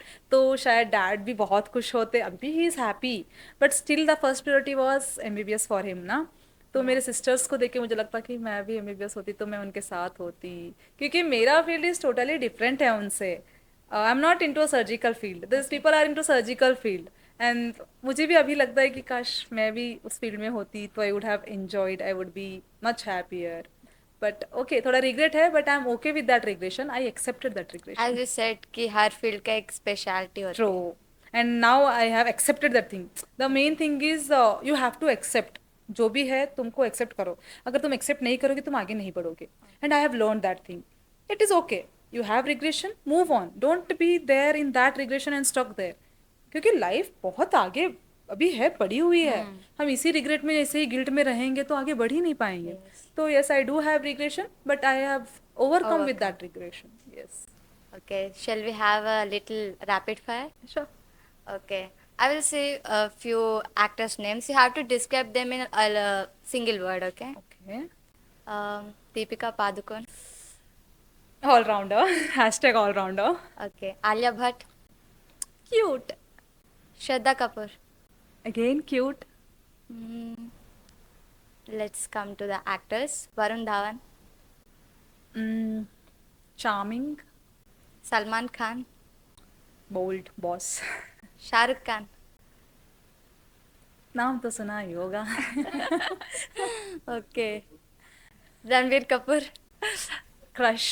Oh, okay, Rashmika Mandanna. No comments वैसे तो। आई लव हर, ऐसा नहीं है कि BTS, usually I saw that hashtag BTS, I can give Okay. Her a name of BTS because I have seen her like she is a huge follower or fan of BTS, Yeah. Korean तो BTS, yes. Okay. What is your opinion on Sudeep and Darshan and like Kannada actors? South actors. Yeah. Sudeep ji is like अभी initially, not initially, मतलब recently I have started watching the Big Boss. Yeah. So पहले I saw him in the movies. उनके पहले के Big Boss episodes I didn't see. Now also due to my husband because he is so much invested in that kind of episodes like Big Okay. Boss में, he do watch that. तो उनके साथ बैठे बैठे कभी कभार मैं देख लेती थी। तो सुदीप जी को देख के ऐसा लगता था कि he has that potential, is like a bossy kind of. He is a bossy kind of, but personality ऐसा Yeah. ऐसा अपीयरेंस ऐसा नहीं करता है कि मैं boss type, bold type. He is like charming kind personality से देखेंगे तो। Yeah. लेकिन उसके बातों में so that audacity that gives a bossy response to the audience, and I like about that. Okay. And when if we come to Darshan, I'm not a fan of him and I don't know much him, but I have seen only bad views about him, so I feel thoda bad कि he could be a much more good person, or maybe due to the bad influence he went to in that zone or what. Okay. So yeah, movies के पास अगर movies के through आएंगे तो I have saw his movie about that Ambari wala. I don't know the name of that movie, but there is a movie shooted in the Mysore Palace of Ambari. So I liked the way he have Okay. represented it, and acted it. So yeah, okay, he's like a Kannadiga, totally Kannadiga. अगर आपको chance मिलेगा तो आप कौन से actor और actresses के साथ काम करना चाहेंगे? एक्टर का पता नहीं, एक्ट्रेस तो I would love to work with Deepika Padukone. She I am the huge fan of Deepika Padukone. Actor भी कितने बुरे हैं नहीं, तो I will go with Ranveer Singh. Oh. What do you like most about Deepika Padukone? First of all her cute dimple and the nature of the, she's very down to earth, मतलब I feel, and her journey inspired me actually. Okay. I follow her since so long, जब से मेरे को समझ आई है तब से. तो स्पेशली उसका जो consistency work, she never gave up even she was going through a bad phase of her life. Recently I have seen her the depression phase. Yeah. She didn't give up when she was into the shoot. She just kept that depression zone, that bad zone, sad zone aside, and she worked.